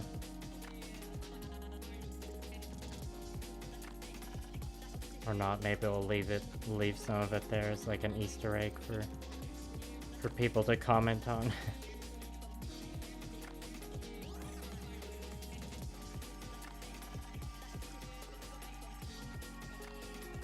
Thank you, Artichard. I get Robert. I guess you were. I don't know if you're here for any of the Coke I was drinking earlier, but I think I made it to 8 burps. I believe it was either 8 or 9. I feel like it was 8 though. Yeah, the 2 streams I did before this, I wasn't drinking any soda, so they weren't that burpy. So I had to make sure this stream had some solid burp action. Sorry if you missed it though. I'm not gonna open another one. I don't want to get crazy and have 2 cans of Coke.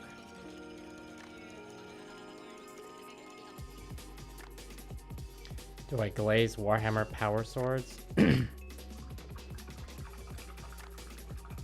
I mean, I don't glaze like Warhammer Power Swords specifically, but like the techniques I've used are very similar to the videos I've seen of people glazing Warhammer swords. It's kind of, yeah, glazing and layering, like thinning your paint to the proper ratio is kind of hard to explain in a tutorial video because you kind of have to like get the feel of it. And also depending on what kind of environment you're in, the paint will need to be a certain amount of thinned, because you know, if it's more dry, the paint will dry up faster.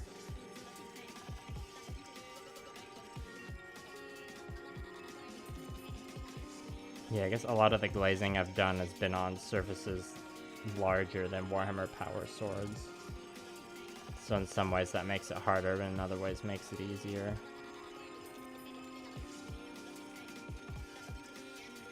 Yeah, I guess I've definitely glazed gunpla things like Warhammer Power Swords. I've never like followed a Warhammer Power Sword tutorial exactly, but I've definitely had them in mind when doing my thing. Oh, you got the very last one. Good, good. I use water-based acrylics, Robert. Water-based acrylics, like mostly Vallejo. But you can mix different brands of water-based acrylics together a lot of the time. I've never had any issues mixing brands. I would be hesitant to mix the like Tamiya acrylics though. I think those ones have a bit more of a chemical mixture in there. I'm not entirely sure.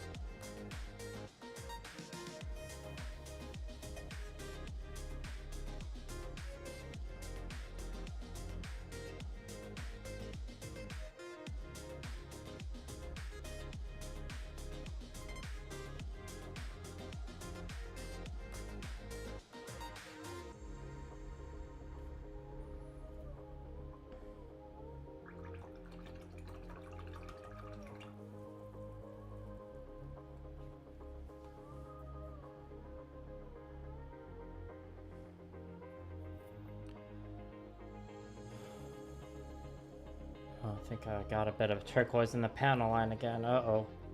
Let's try and mop that up. It's a pretty small panel line. I don't think it's a big deal if I leave it there. Oh, I'm torn as to whether to, because it's time to refill the palette. I'm torn as to whether to add more turquoise and just get the turquoise on this jet finished or switch to black for a bit. Because we've been turquoising pretty hard.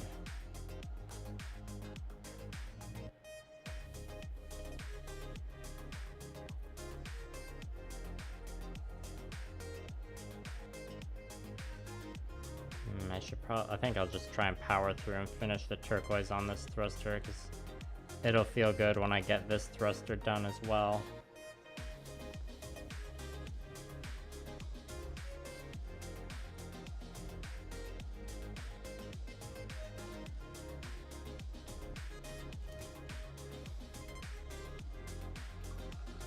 Yeah, Shane, I think you might be on to something there. Hello, Goblin. Alright, good luck with work tomorrow, Nathaniel. See ya. Thanks for coming by.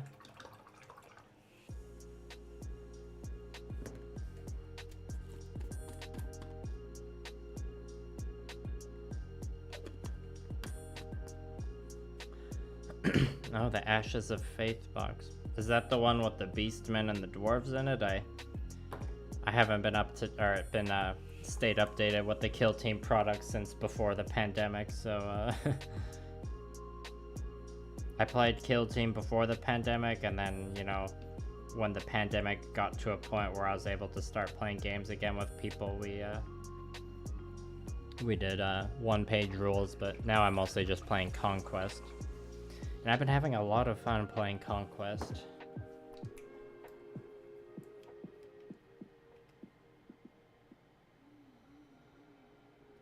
You know, a fantasy rank and flank game. Well, I guess there's a skirmish version too, but you know, it's like I've been playing the rank and flank game, so fantasy rank and flank is pretty far away from Kill Team style, like sci-fi skirmish. Oh, it's Chaos Cult and Inquisition. Nice. Oh yeah, I think I saw the pictures of that one.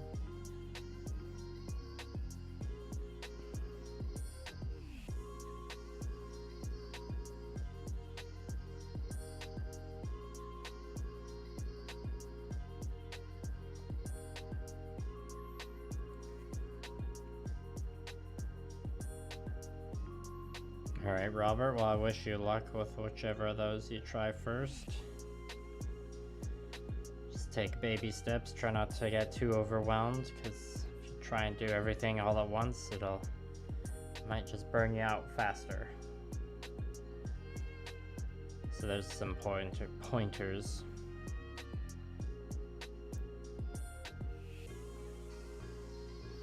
It takes a while to build up any content creation to that point where you start like making money off of it or something, so try not to like have that as your goal. Try and set realistic, attainable goals that aren't tied to metrics or analytics, like instead of a goal of like, I want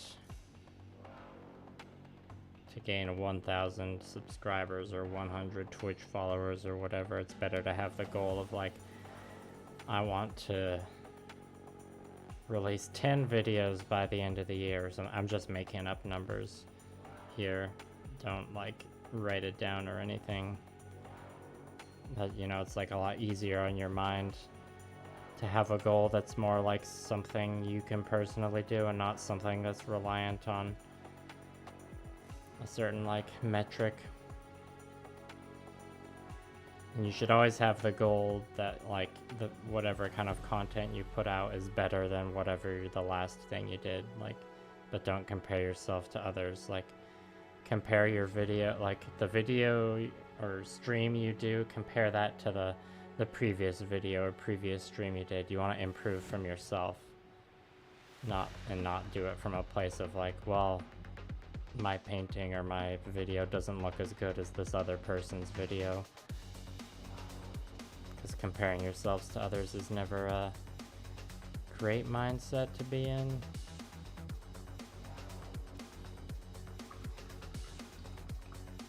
something you probably heard me say in a video before.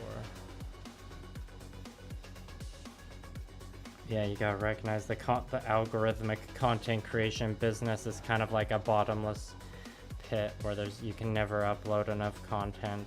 You'll always feel like that you should be doing more, so you gotta be careful not to fall into that mental trap. And you have to enjoy the process. If you hate the process, you should probably at least take a break from it. By process, I mean the process of making the content. So, you know, the process of painting a Gundam is one thing, but then the process of making a content about painting a Gundam is another thing.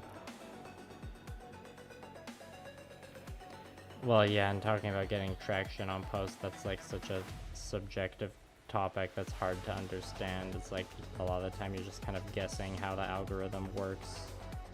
And also things can get like pretty saturated sometimes, like especially with mini painting.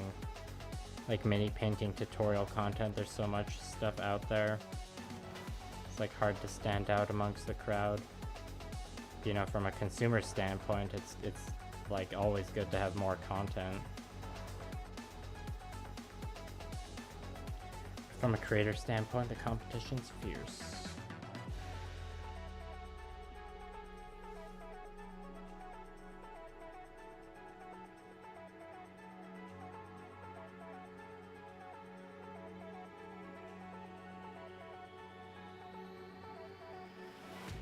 Well, Robert, with a 1 video a week goal, I mean, it depends on what kind of video you're putting out, but I'd say at the start, quality is better than quantity. So I think the goal I suggest is like I want like 10 videos by the end of the year or something. That's just a random number I came up with, but maybe instead of like. Yeah, I mean, you do your content however you want. So like near the beginning, it's better to prioritize quality over quantity, and then when you find something that clicks with people that has a bit more of a bump in views or engagement, then maybe you can start shift more towards like putting out more quantity of that kind of content if people seem to be enjoying it.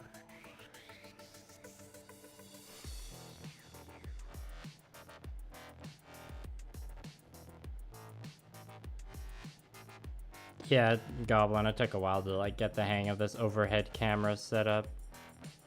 And yeah, it's like, for the first little while it was pretty awkward to try and like film the process of painting models. I mean, it still is awkward. It's definitely like easier to paint something when I'm not filming it. But you know, I've done enough of it now that I'm a bit more comfortable painting on camera. You know, it's debatable how well I can keep the camera in focus for these streams, but I like to think I do a good job most of the time. I mean, RD Chart, are you talking about stream content or just like gunpla in general? With mini painting content, I haven't seen a lot of just like instrument or stuff without talking, but yeah, there's definitely more gunpla content out there that's more just like a build montage with music, which nothing wrong with that. Everyone's got their tastes and preferences. Some people can't stand ASMR, some people love it. That's why I try to include a timestamp so you can efficiently skip the ASMR if it's not your thing.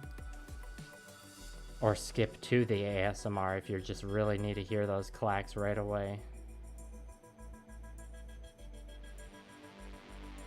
Oh, so many fibers got painted into this section. Bit of a bummer, not gonna lie. Going to require a bit of sanding, perhaps. Excuse me.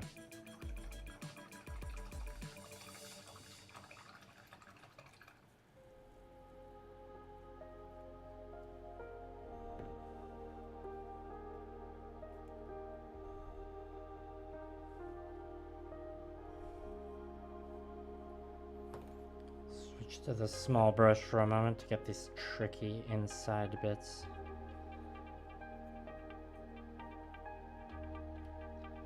I think this thruster will be done soon though, so that's good.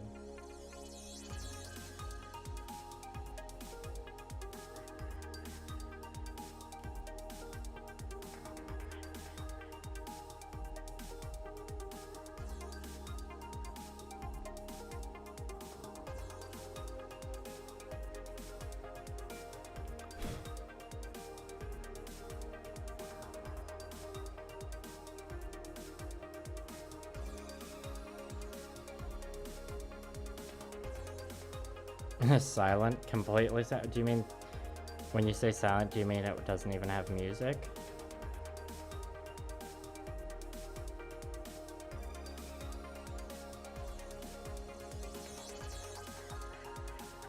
Videos of talking in them can seem factory produced too, but that's more, I'm just talking about like YouTube content in general, not gunpla specifically. And sometimes when you're painting something fully disassembled like airbrush traditional style, you can feel like a bit of a factory assembly line. At least I've heard people complain about it like that before, which is understandable.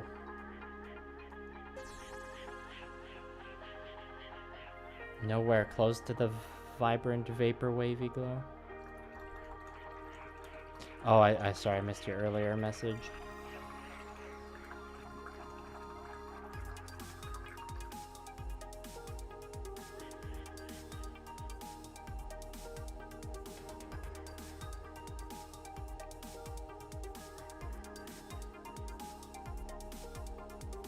Well, the important part is that you tried, Goblin. It's always easy to be your own worst critic, as they say.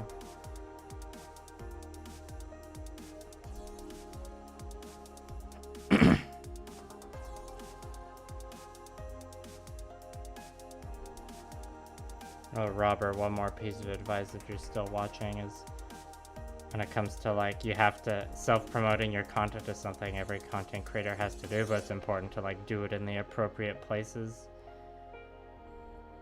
You know, like make sure it's, if you're doing it in a public space like a Facebook group or a Discord, you know, use the appropriate channel or make sure it's not against the rules to self-promote. Don't like send it in DMs to people unless it's like someone you specifically know will watch it and like give you critique. It's like I wouldn't send my videos to like a family member that I don't talk to very often, because if you send someone a YouTube video and they just kind of like open it, click like, and like watch a minute of it but don't finish the whole thing, that can like harm you algorithmically, because that tells the YouTube algorithm that's like, oh well, this person watched it but they didn't like watch it long enough, so they must not like it.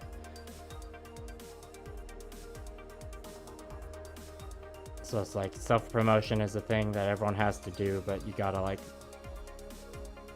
you don't want to like self-promote in a way that turns people off from watching, or self-promote it to people who aren't like interested in watching in the first place. And a lot of times whether or not you can self-promote in a place is kind of unclear, and yeah, it's just like an awkward, it's just another awkward part of like content creation that everyone's got to deal with. It's like, I get why people get annoyed by self-promotion, but I also get why self-promotion is a necessary thing, especially for smaller creators. And big creators too.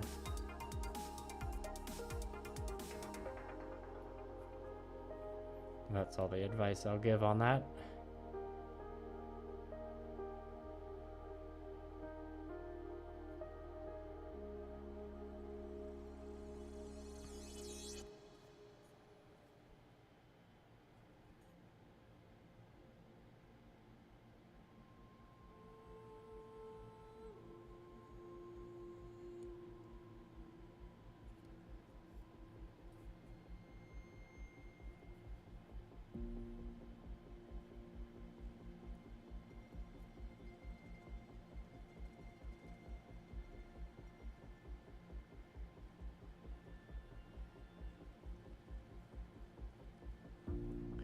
Oh boy, we're almost at the 2-hour mark. I feel like I have the energy to make it to 3 hours tonight.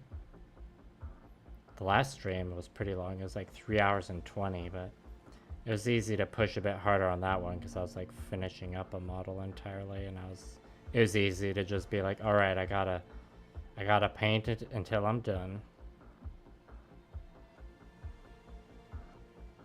This thruster's almost done. We'll see how fast the leg progresses, the other leg.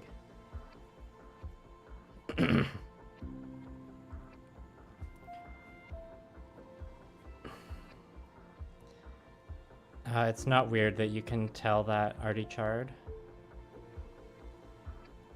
It's yeah, I mean, with content farms, it's really obvious it's a content farm a lot of the time. Oh no, you spray painted some glow in the dark paint and had an accident? Oh well, Robert, if it's your own Discord, then you set the rules. I'm more talking like, you know, in like the Gundam Explained Discord, there's like a clear, obvious channel where you're supposed to like self-promote, and you know, so I like it when Discord servers have that. That's why I'm still in the Gundam Explained. You know, it's like a good server overall, but you know, if you need to self-promote something, there's a clear place to do so you don't have to be worried about like coming across as spamming your own content, because there's an appropriate place to share your stuff. And you know, most of the Discords I'm in have some sort of designated self-promotion space. And some of them, it's like they don't have a specific board for that, but there's like, you know, generally they're just okay with self-promotion as long as it's not egregious.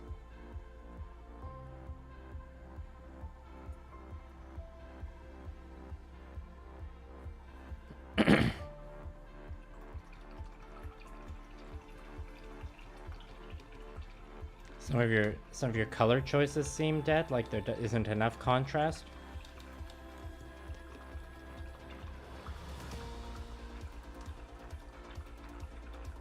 Yeah, I feel you on the dirty hands part. Oh, overspray. You can see your eyelashes at night? Oh, that's not good. Excuse me. Goblin, I did finish G-Witch. Loved it. Wish it was longer. It left me wanting more. I said this earlier, I don't know if you were here, but I feel like it easily could have had another, like, a full 48 episodes like Iron-Blooded Orphans. I don't think Bandai was expecting it to do as well as it did. And, like, their animators are busy working on I'm assuming they're working on the second Hathaway's Flash movie right now, otherwise they could have done some more G-Witch. That's just my theory though. Did you like it, G-Witch? Is it that the strongest part of G-Witch was like the middle of the second core, like season 2?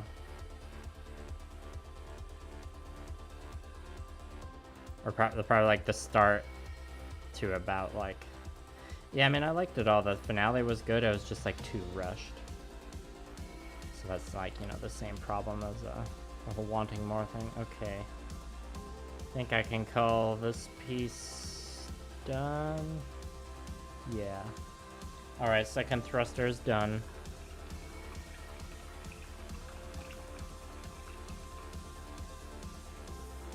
Yeah, Witch from Mercury is great. Great Gundam designs, great character designs. I liked the story. Had a lot of fresh things. Fresh things for the Gundam formula, that is. Alright, shook up the status quo. Also liked how it's like a standalone... Sorry, I bumped the camera with my head there. It's like a standalone, separate universe. So like you don't have to really have any previous Gundam knowledge. Oh yeah, the grunts at the end, the ones that are controlled by Eri. Yeah, those weren't the Gund Volvas. I know there's like... There's kits of those coming out.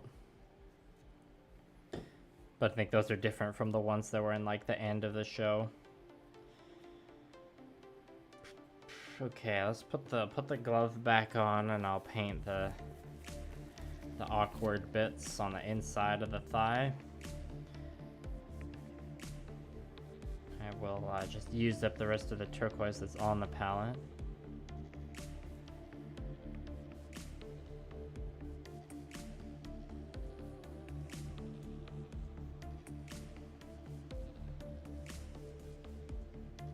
Just looking for the part that needs it.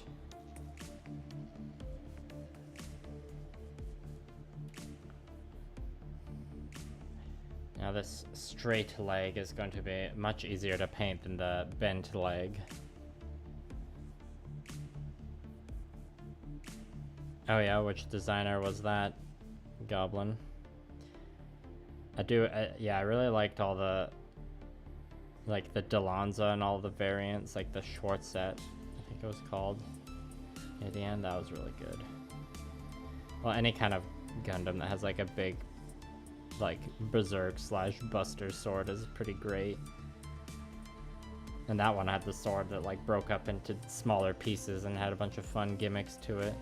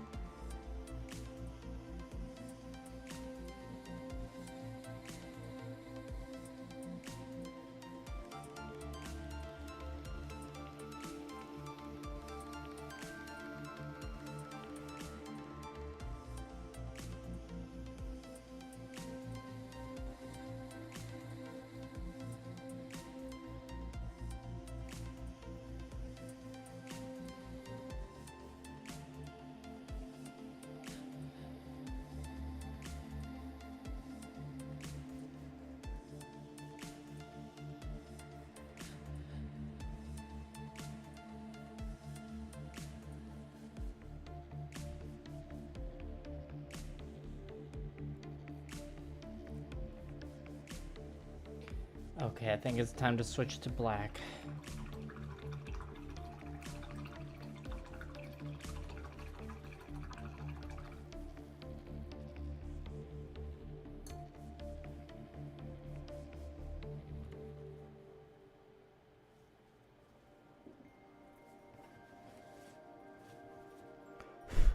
It's gonna take a while for the palette to get to a more exciting state because, you know, got lots of base coats to do, but I feel like once we get there, it's gonna be quite a aesthetic palette. I hope it will anyways. I've been saving my palette paper from all my projects since the real grade Sasabi last year, and pretty happy with how the collection's looking right now.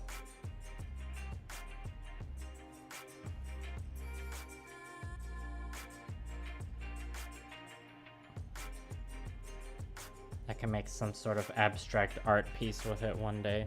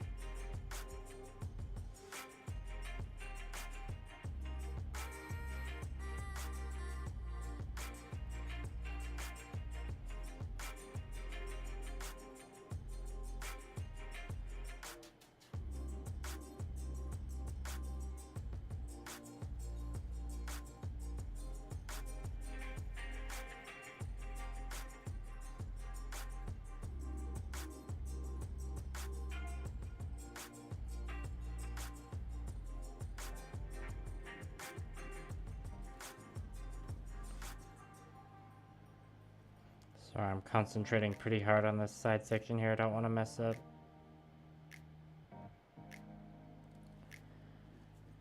Okay. Takayuki Yanase. Oh, nice. Frame Arms Cutlass. I don't know that one.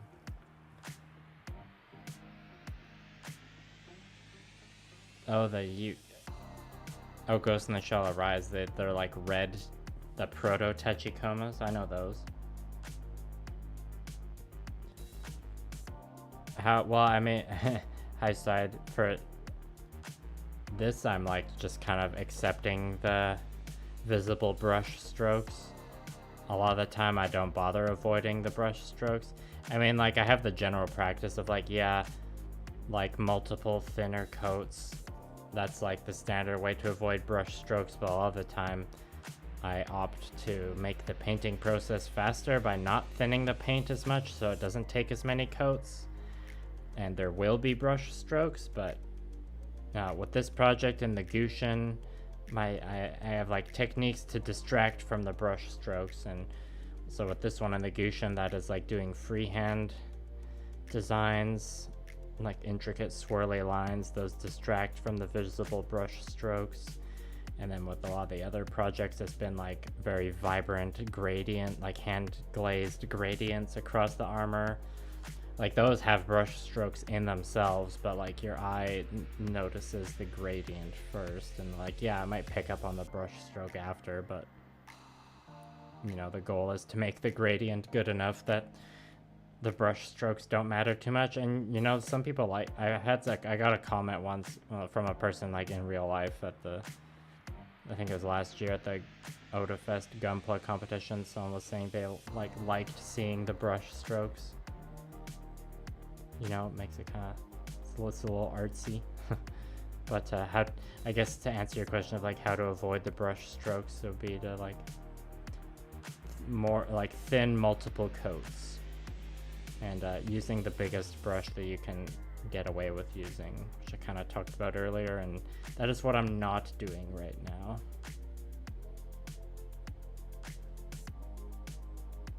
So perhaps a bit of do as I say, not as I do on this stream tonight. But I mean, like with hand painting, to a certain extent, you just kind of have to accept that there's going to be lots of brush strokes, or some amount of brush strokes. Yeah, angular but not blocky or sharp looking. I do like some edgy boys. Robbie, the gold is just for the underframe. Yeah, like these vents here, and then this part of the underframe. I'll show you the finished leg. You can see which parts remain gold. This is the finished leg, so you can see how much of the gold is showing still. And I try to leave the gold showing amongst the like panel lines and stuff.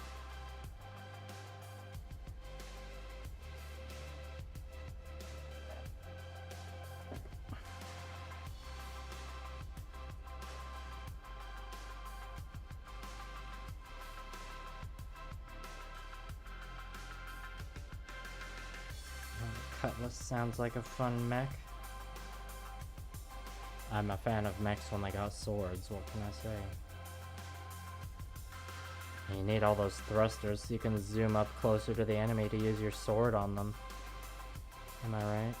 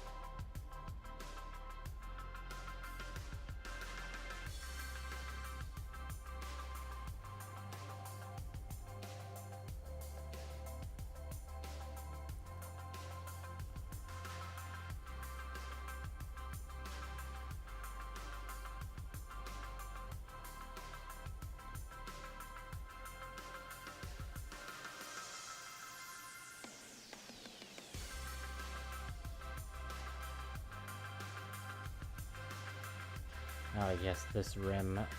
It's a little stressful to paint. Definitely gotta concentrate hard here.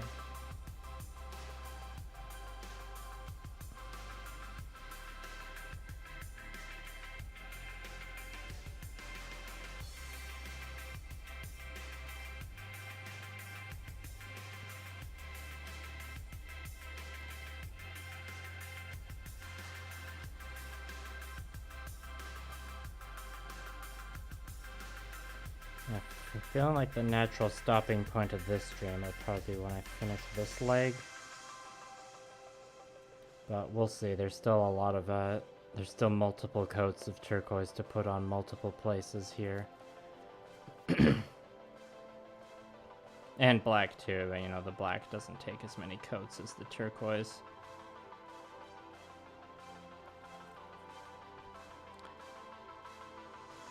It's almost time to switch from the gloved hand to the skewer though. Yeah, we can probably do that now.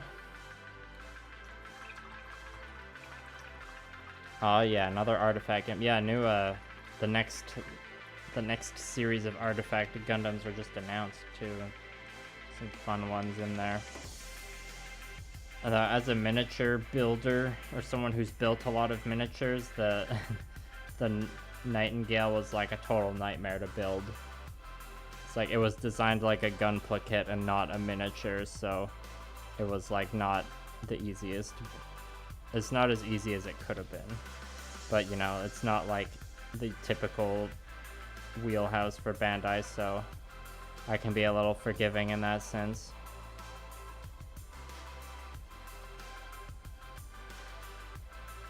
Decided this inner part needed another quick coat. Hello, Ethan. You are here. Knives and toe spikes. Cool. It'll kick you. That's right. If I had knives and toes, or if I had toe spikes, I'd use them in combat for kicking, that's for sure.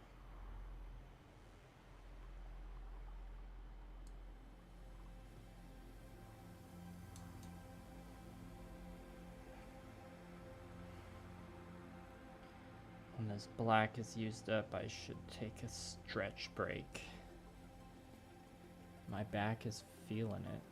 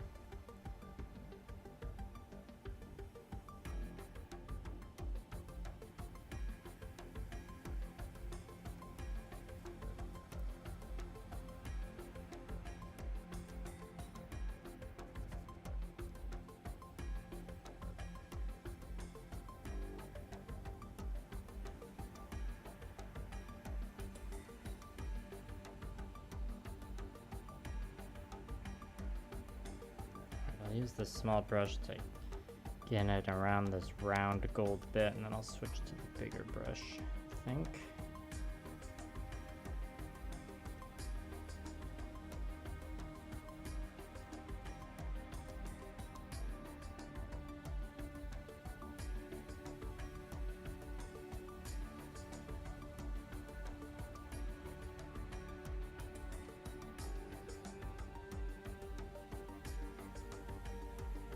Question for the chat I meant to ask earlier, if there are any stream improvements you would recommend I make to my streams, like a feature you might have seen in another streamer you enjoy that I'm not using, or are my streams like just the right amount of layout? They're like totally ideal for the kind of stream you like to watch. I'm just curious as to people's thoughts. I'm not even sure if I want to change anything at all. I feel like it's useful feedback to know.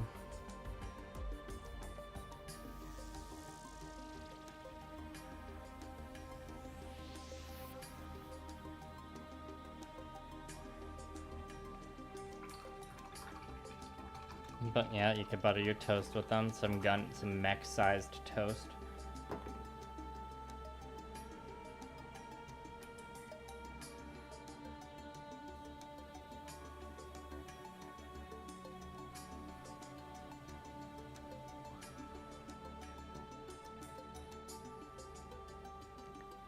Oh, gotta turn the camera on and off again. Good old cheap capture card.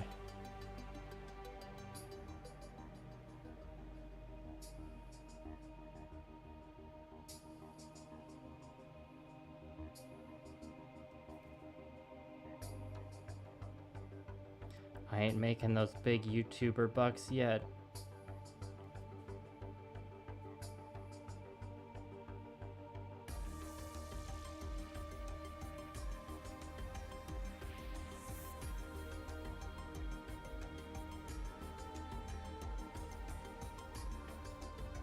Alright, the upper thigh is done.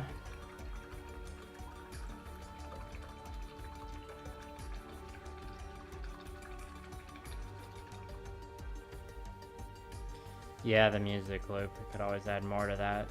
Problem is that's like a pain to change, so I usually just... I've updated it a couple times before. And it was a real pain, so I don't want to do it again, you know?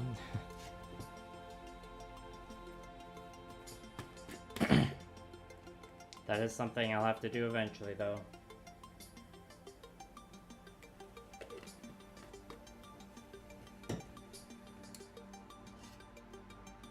Okay, we'll use up the black on the palette, then we'll take a quick stretch break.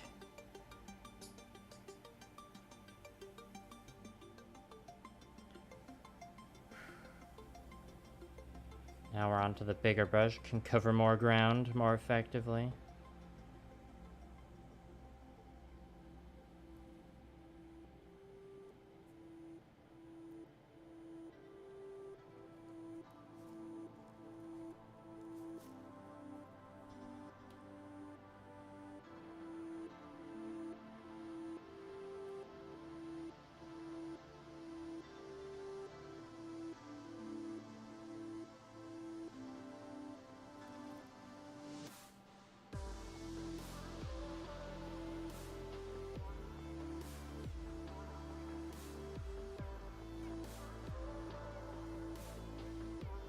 Now this kneecap is already black, but I am painting over it because it's got the surface primer black on it right now, and the Vallejo game color black is a bit lighter. Dries to a bit more of a matte finish, so we need to make sure it matches. The knees do have like a big smooth enough surface that could justify painting them turquoise for more freehand, but I think color separation wise it makes more sense to leave them black. Okay, that's the black on the palette used up for now. I think before I finish the black I'm going to switch to turquoise a bit just for the sake of variety.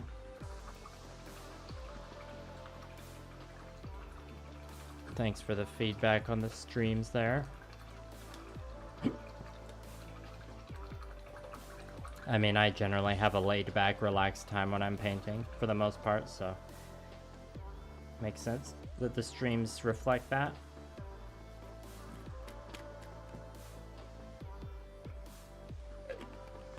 Alright, I'm just gonna stretch off camera for like 10 seconds.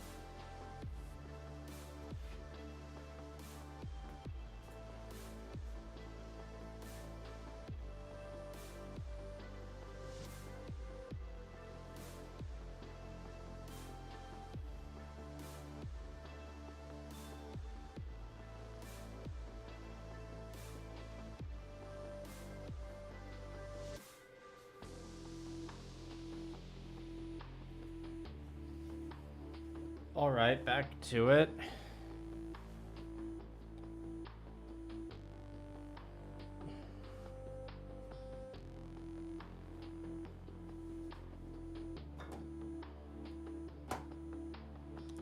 Just making sure I didn't miss anything in the chat. Okay. Alright, switch to turquoise. I'll have to give myself a vibe check after I use up this turquoise I'm about to squirt on the palette. See how my energy levels are at. If I don't finish the leg on stream, I should at least try and finish it later tonight after like a bit of a longer break. Just so I can have both thrusters, both legs done for tomorrow, whatever I try and tackle tomorrow. I guess we'll thin this just a little bit.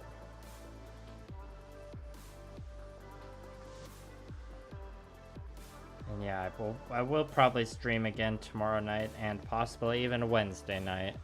And unless I'm like an absolutely furious painting machine, tomorrow's stream will probably be more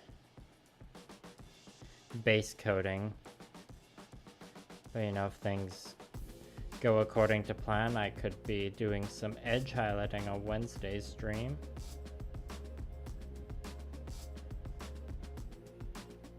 And I'll probably be having a fairly busy weekend again, so it'll probably just be the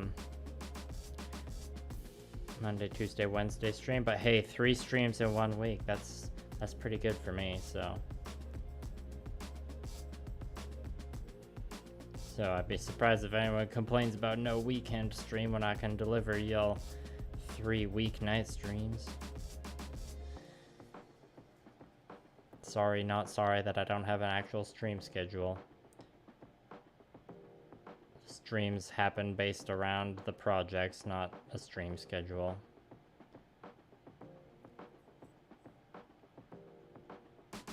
And obviously, when the painting on this project is totally done, there'll be a gap in streams because I'll be working to finish the video.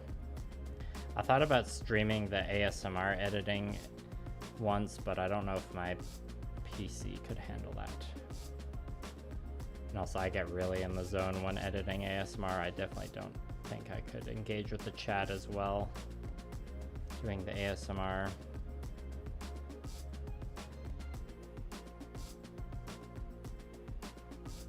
My computer would probably appreciate it that way as well.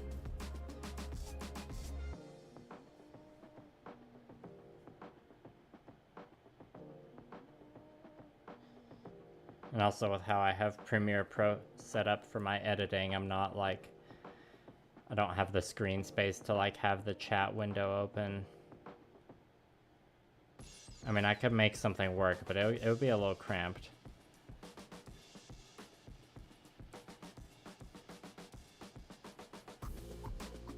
You wouldn't be able to hear me talk over the sound of my laptop fan just going berserk. And my laptop would just melt. I don't know if that would actually happen, that's just a theory.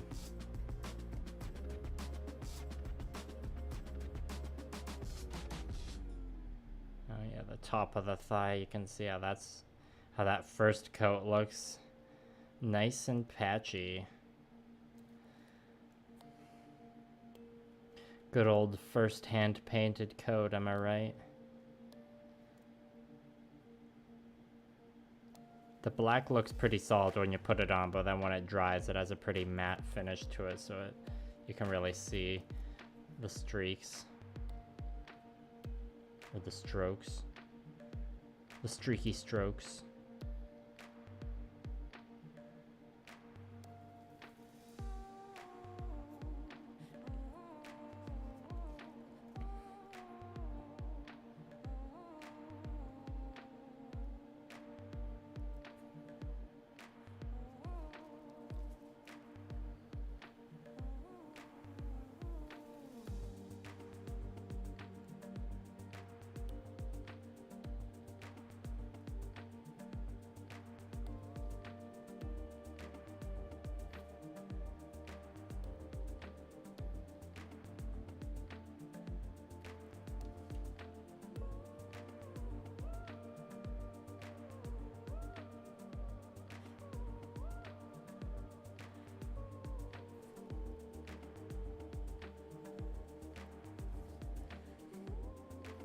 I can't remember who was it, Shane?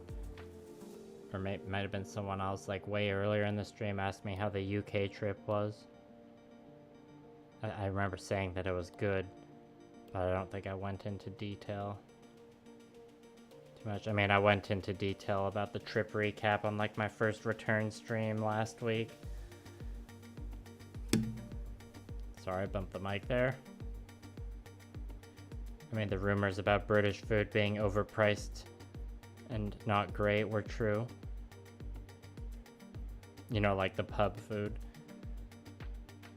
was pretty pricey, and some of it was kind of underflavored, but you know, plenty of people warned me about that before I went, so that wasn't a huge shock or anything.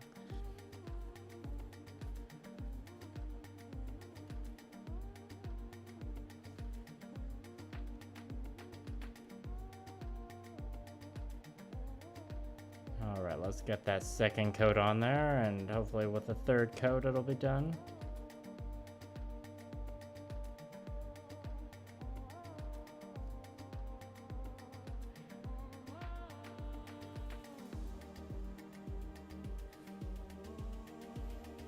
As you feared. My favorite spot to visit was Nottingham, I think. Like, the UK Games Expo in Birmingham was cool, but Nottingham was like... Me and Blue Parappa wish we had spent a bit more time there. Because there's just lots of cool, like, old buildings and stuff. I drank at that pub from the 1200s called Ye Olde Trip to Jerusalem. That was pretty sweet. Although a couple days after we left was when the, like, big triple homicide happened in downtown Nottingham that made like international news. So that happened like the night after we left, which is pretty crazy. But you know, that happened at like 4 in the morning in the downtown area, so like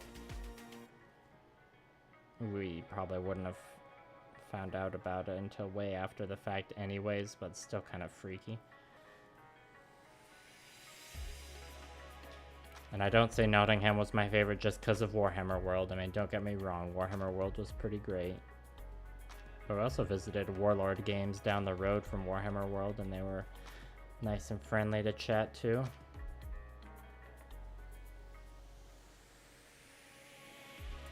I didn't buy any models from Warhammer World, surprisingly, but I bought some from Warlord Games.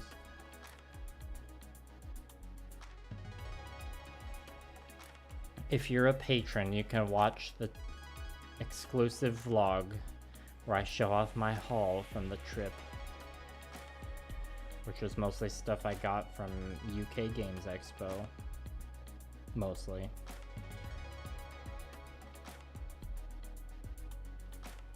And you know, there's some other stuff in that vlog too.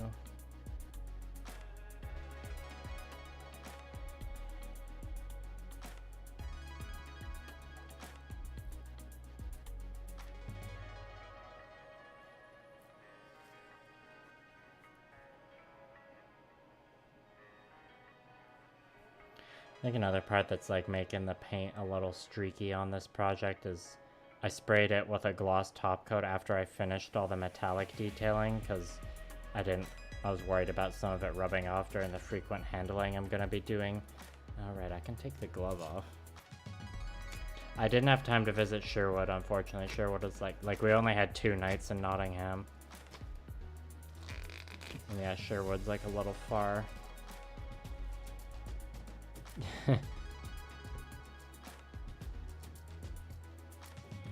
That's a good one, high side. The chips were good. It was more the burgers that were disappointing. But like, I had been warned about it ahead of time, so it wasn't like... It's like, I kind of mentally prepared myself. And I like burgers a lot, so... When I pay good money for a burger that's disappointing, it's you know, I gotta handle it. The model pricing was about the same, I think. I mean, the models I bought at UK Games Expo were ones that would be hard for, or ones that I would have to like order, like mail order in to get. Either that or like wait a long time for the local game store to get it. So I guess I saved a bit of money by not having to pay shipping, but you know, it's like buying premium Bandai stuff when you're in Japan. It's like, yeah, you get it for cheaper, but you have to pay the plane ticket to get there, so...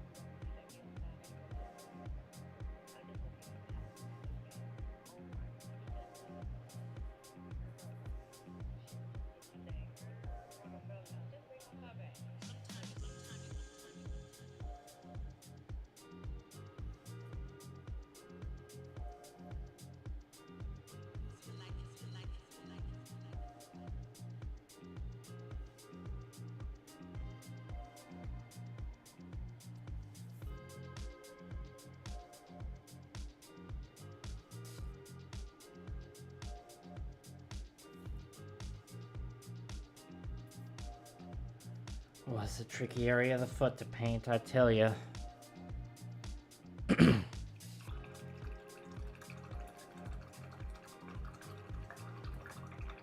I used Vallejo Surface Primer Black was the primer I used.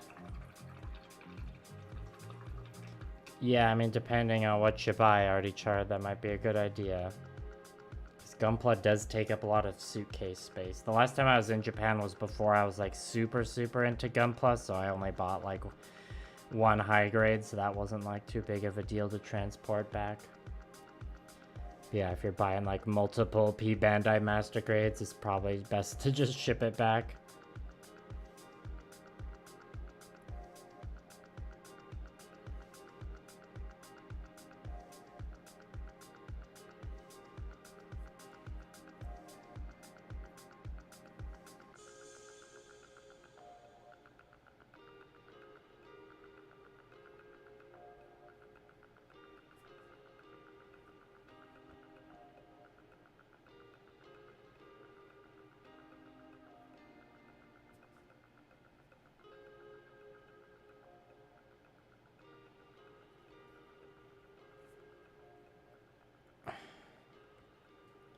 Damn glitchy camera. Hello, Spartan sheep.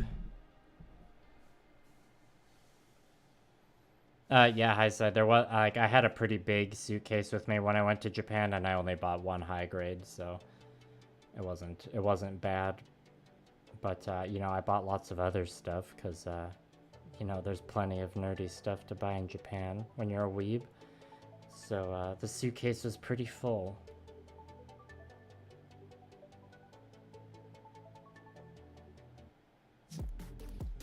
If I had bought more than like the one high grade, it might have been worth considering like building the kit, like buying cheap nippers, building the kit while I was there, and like so I could just pack it, like it would just take up less space in the suitcase, like wrap the kit in some clothes to protect it, and then like flatten the box, because you know, I like to keep the box for the box art.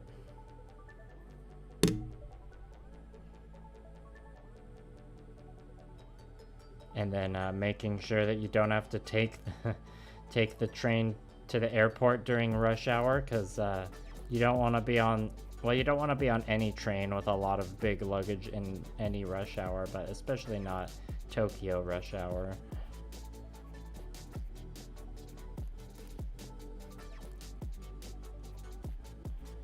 The flight back from London was early enough that we like were getting on the super early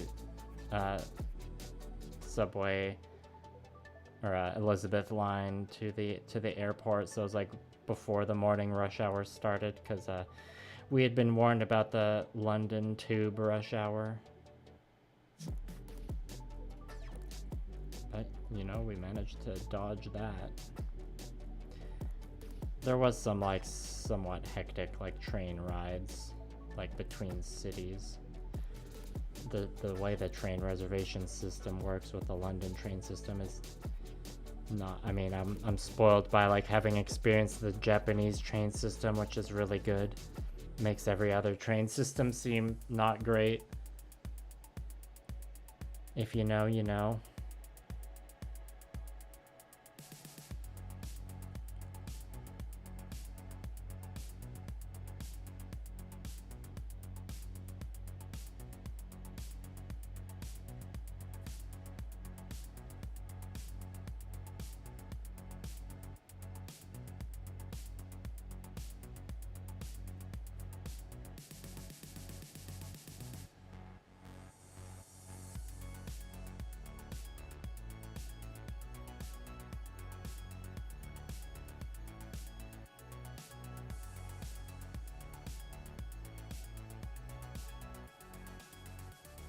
Superior box keeper. Yes, that's right.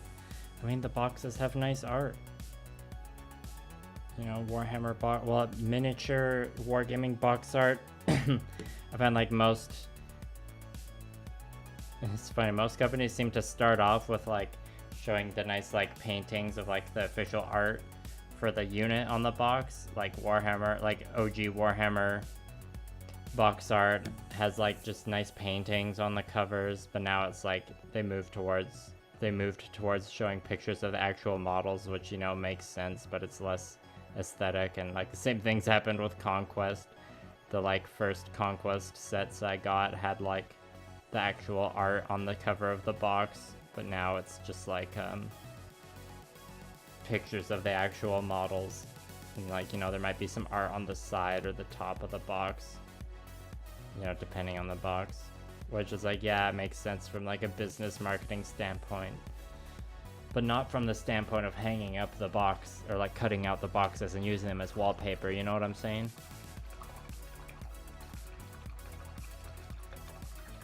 You gotta Tetris your boxes harder, Spartan.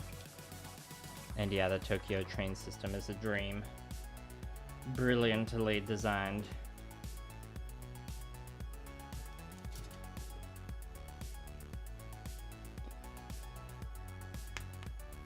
Okay, I think I'm just gonna power through and finish this leg.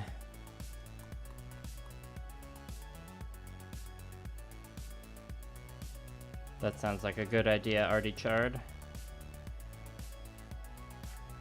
And yeah, I know a lot of people keep the boxes just so they can like have somewhere to store the model after, because they don't, you know, have the shelf space to display every model.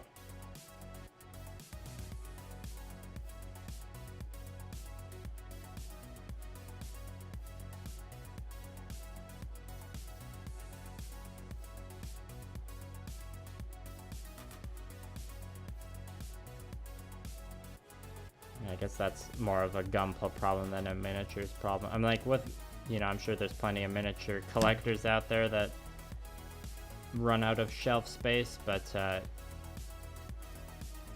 know, the gunpla tends to be larger than the miniatures, so shelf space is perhaps at a bit more of a premium in the gunpla collector's room. But you know, lots of people do both, like me.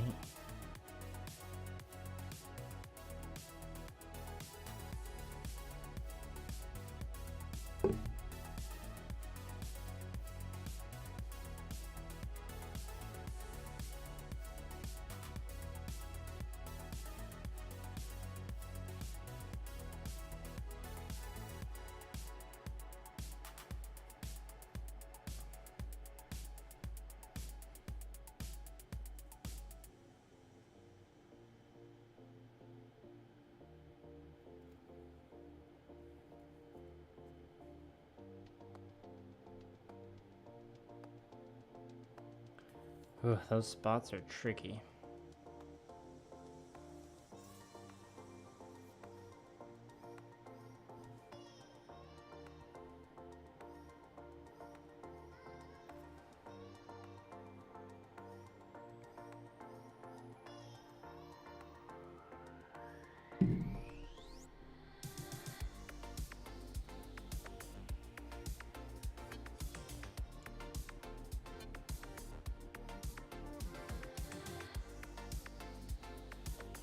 How's everyone feeling about the lack of variety between turquoise and black? Are you still enjoying the stream anyways?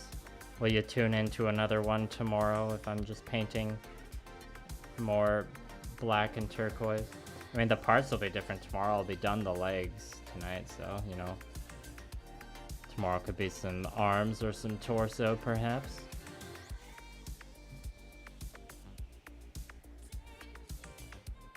Oh, nice. Yeah, displaying the boxes behind models can look pretty cool sometimes as well. Like, especially if you can get the model in... I mean, I guess... I don't know what... I can't remember the Master Grade Unicorn Extremes pose, but, you know, if you, like, match the gunpla to the pose that it's in the box art, that can look pretty cool. I know, I haven't tried watercolor pencils for the edge highlights. I'm not sure how that would work.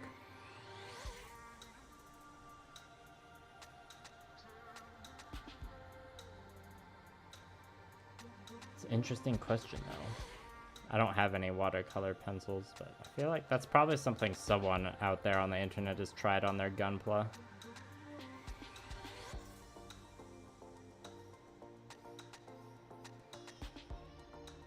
If you feel inclined to Google search watercolor pencil gunpla.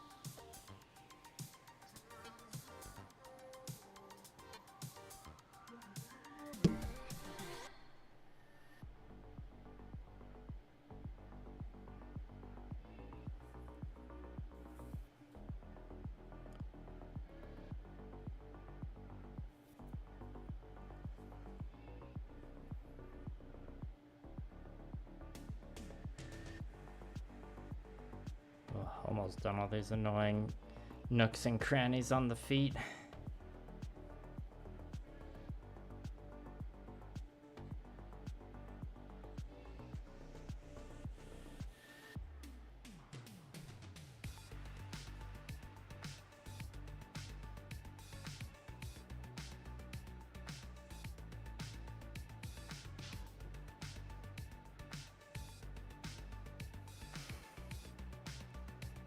The turquoise done?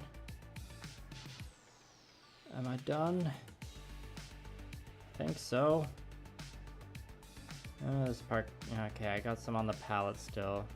There's a few parts that could use some more coats. Almost done though.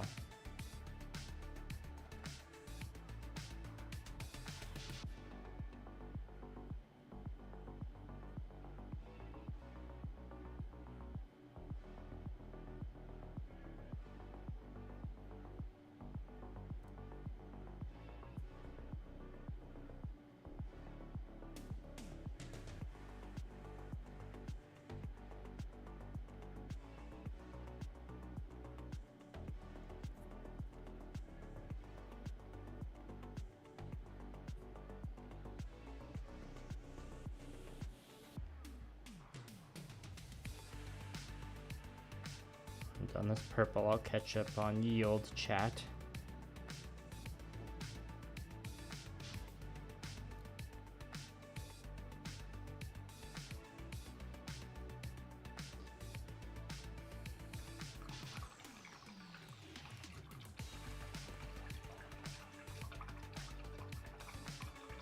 Pseudo learning for how you paint your goof custom.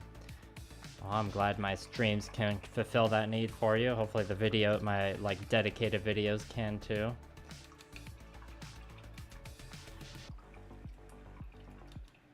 Yeah, the Calibarn is pretty sweet, Winston. I'm a fan.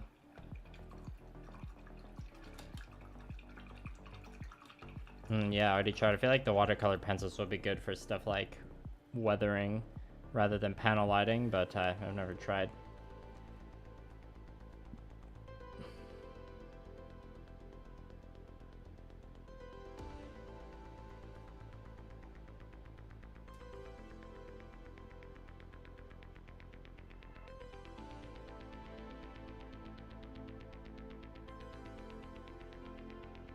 I don't think I'm gonna be checking Discord much, Robert. I would just share that in the usual fan art place that you did before.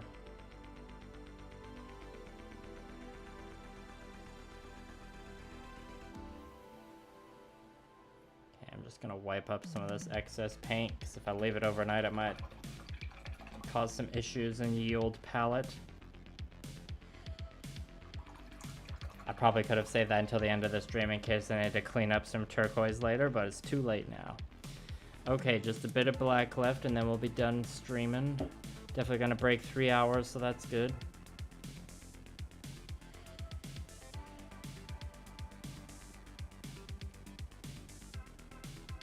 Oh, that's good to hear, Spartan. Yeah, high side, I've been there before.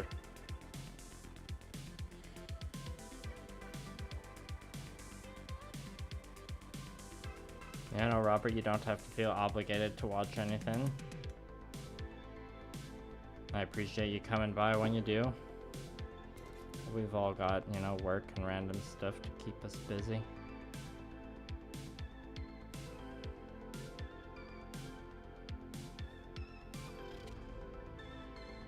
Yeah, Robert, it's better to put it just somewhere public and where other people other than me can see it too.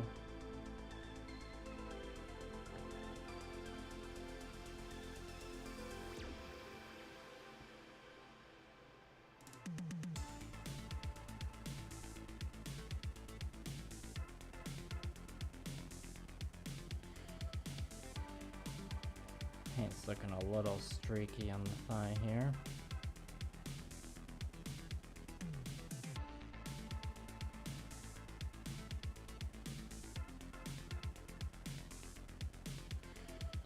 Yeah, Spartan, the one with the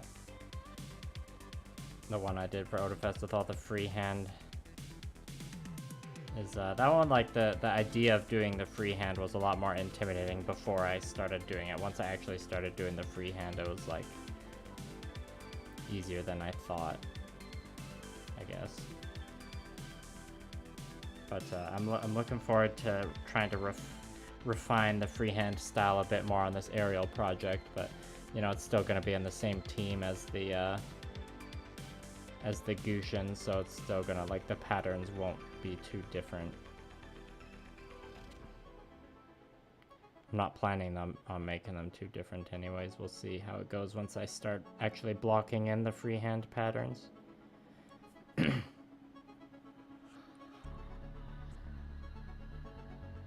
Oh, so you were at Otafest, you saw it in person. Cool, cool. I'm glad you think so. It's always so much different when you see a kit in person. It's like there's no, and like not just my kits, just like custom kits in general. When you see them in person, it's always like way different than looking at the photos.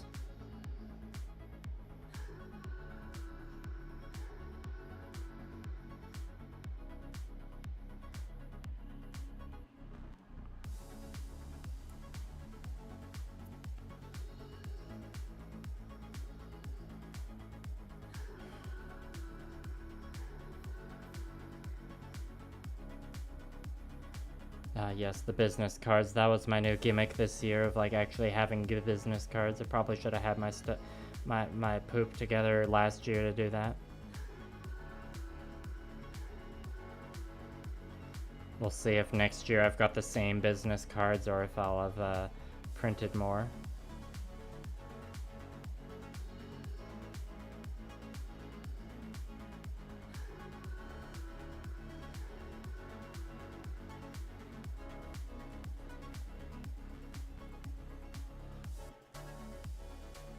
Did you enter anything into the competition, Spartan?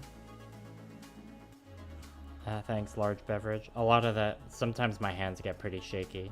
It's like, it's all about like finding good ways to brace your hands against, you know, you can see now my palm is like braced against my knuckles, or some people like paint leaning back in the chair and kind of rest their hands against their chest as they paint. I think there's a channel called Tyrannosaurus who has a video about like painting with when you have like severe tremors. That has to do with painting miniatures, not gunpla, but you know, same principles can apply. But yeah, I mean, a lot of the hand steadiness just comes from hours and hours of practice. I guess I've been doing this for a number of years.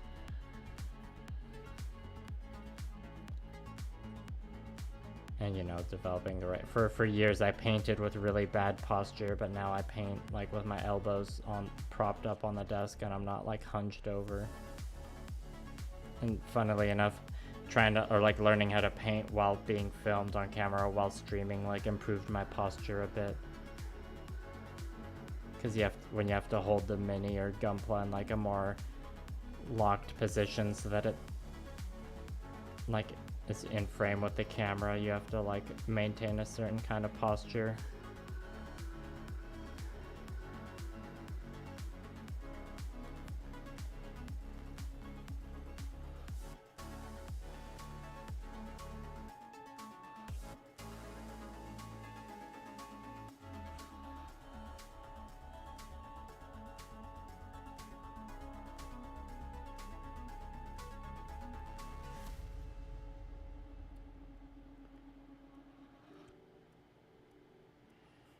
Alright, we're getting there. Oh, hello, Jordan. Oh, you just painted for 4 hours. Very nice. Good work. Were you painting some of your city-states? You were painting your very first gunpla as the Master Grade Barbatos. That's a fun one to start with. And yeah, since then you've spent $600 on gunpla. Yeah, that sounds about right.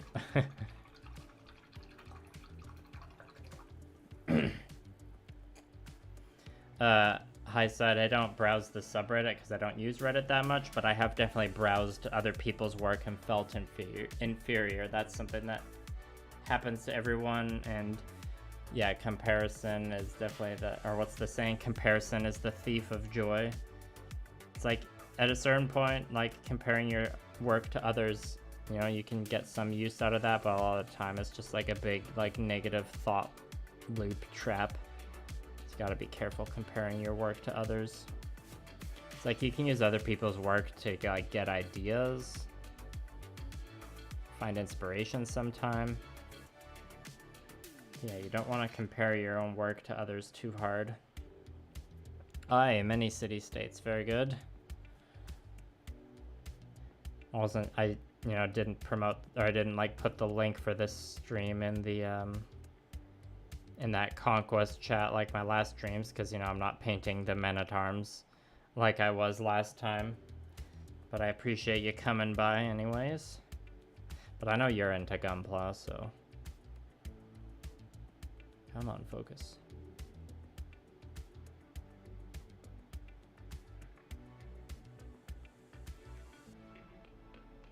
Yeah, I've said multiple times, the comparing the price of Warhammer to the price of gunpla is always hilarious. Or frustrating, you know, depending on which side you're coming from. It's like $20 gets you like fully posable, high grade that doesn't really need to be painted to look color accurate. It's like, what'll $20 get you in Warhammer? Or like, I don't know, a few dudes in like a sample painting pack perhaps. If you want like a single cool commander dude, it's like $40 probably. 30 if you're lucky.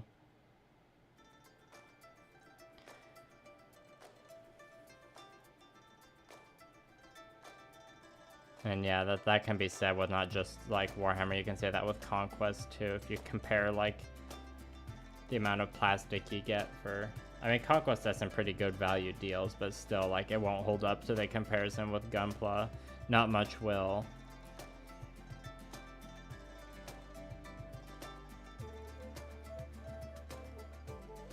So perhaps we're spoiled as gunpla builders in that way.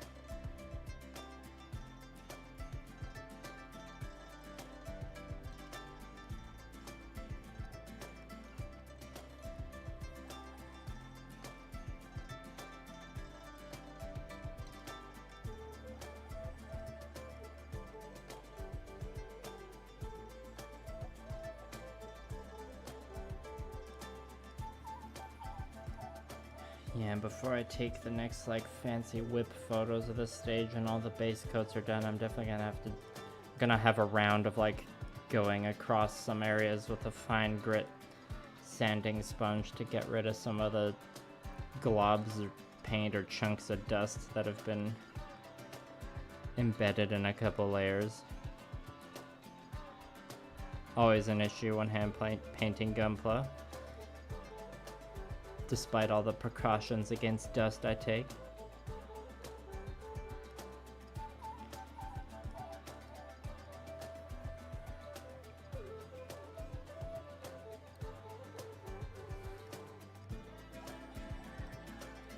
For $30, you could get nothing from 40k. Yeah, I mean, yeah, probably. But you got 3G Gundam kits, nice. Thank you, Jordan.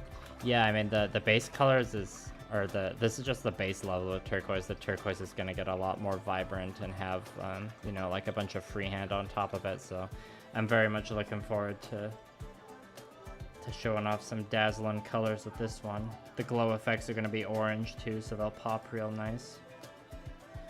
Oh, you just bought some Tau Crisis suits and a Riptide. Yeah, especially if you're comparing like Tau, which is like, you know, Gundam inspired, to actual like Gundam models. It's a little laughable. Yeah, you said it, High Side, you said it.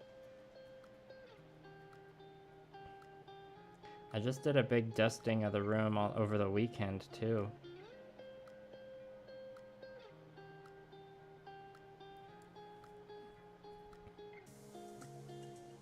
The dust is always one step ahead of me, it seems. And yes, I do have an air purifier running.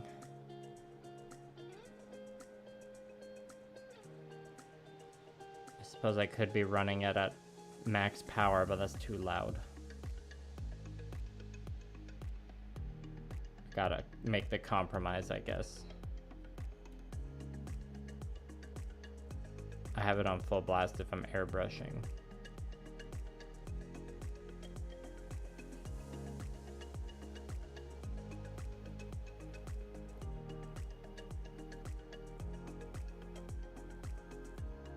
I messed up a little bit with the gold there. I'll have to go back and fix that later.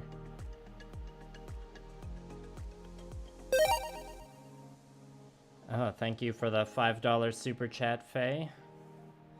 I didn't hear the sound effect go through on my end. Hopefully I went through on your end, but animation came up there.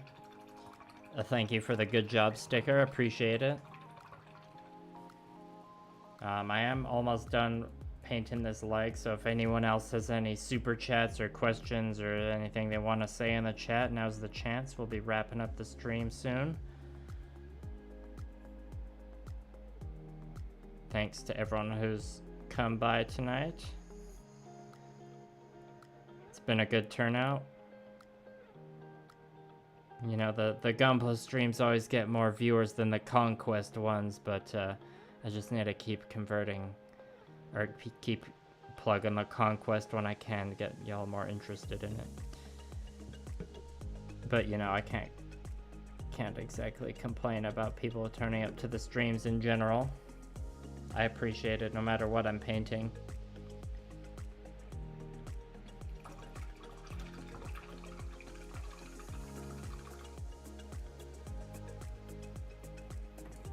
Alright, let's cover this up. I'll just wipe a bit off the edges there so it doesn't accidentally spill onto the sponge overnight.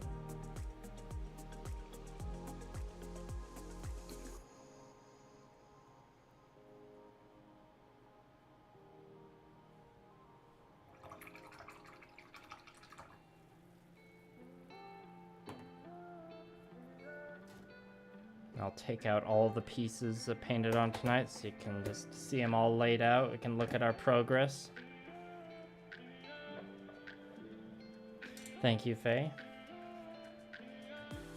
So we've got the 2 thrusters from the flight unit. Their base coats are done, and now we got both legs base coats done, so that's pretty good progress for today.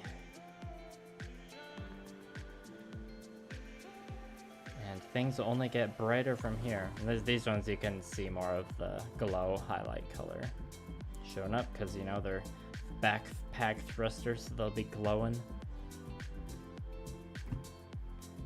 Alright, I'll give it I'll just clean up for a few, like another minute or so here. Give anyone a last chance to hit me up in the chat before we close things down.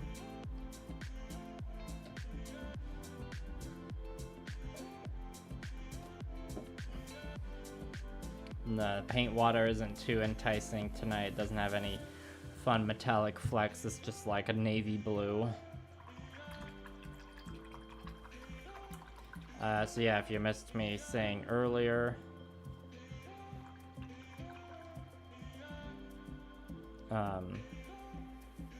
should be doing another stream tomorrow night. Hope you can come by. It'll be more base coating probably, but it'll be pieces other than the legs and the thrusters. And probably another stream on Wednesday night as well. I got lots of painting to do this week, so we got a lot of streaming we can do. And stay tuned for an announcement of the stream tomorrow and in the morning tomorrow. I'll probably do it at the same time. But you know, we'll see how I'm feeling in the morning in case I wake up feeling deathly ill. I'm not saying that I'm feeling that coming on now, just saying, just in case I don't want to fully commit to it now. Do I top coat the pieces individually? Yeah, I mean, if you look at the whip photo I posted today, there's like the photo of all the pieces laid out right after airbrushing, and then there's a photo of like slightly less pieces laid out where like I've reassembled some of them and then did the metallic work. So the second photo of like the laid out pieces with their finished metallic work, that's essentially the sub-assemblies for the rest of the project, so those will each get top coated individually. At least that's the plan. You're welcome, large beverage. Great in a black light. Yeah, we'll see. I mean, yeah, I guess it depends on what other... Oh yeah, when I have the freehand work there, it probably will look pretty cool under a black light.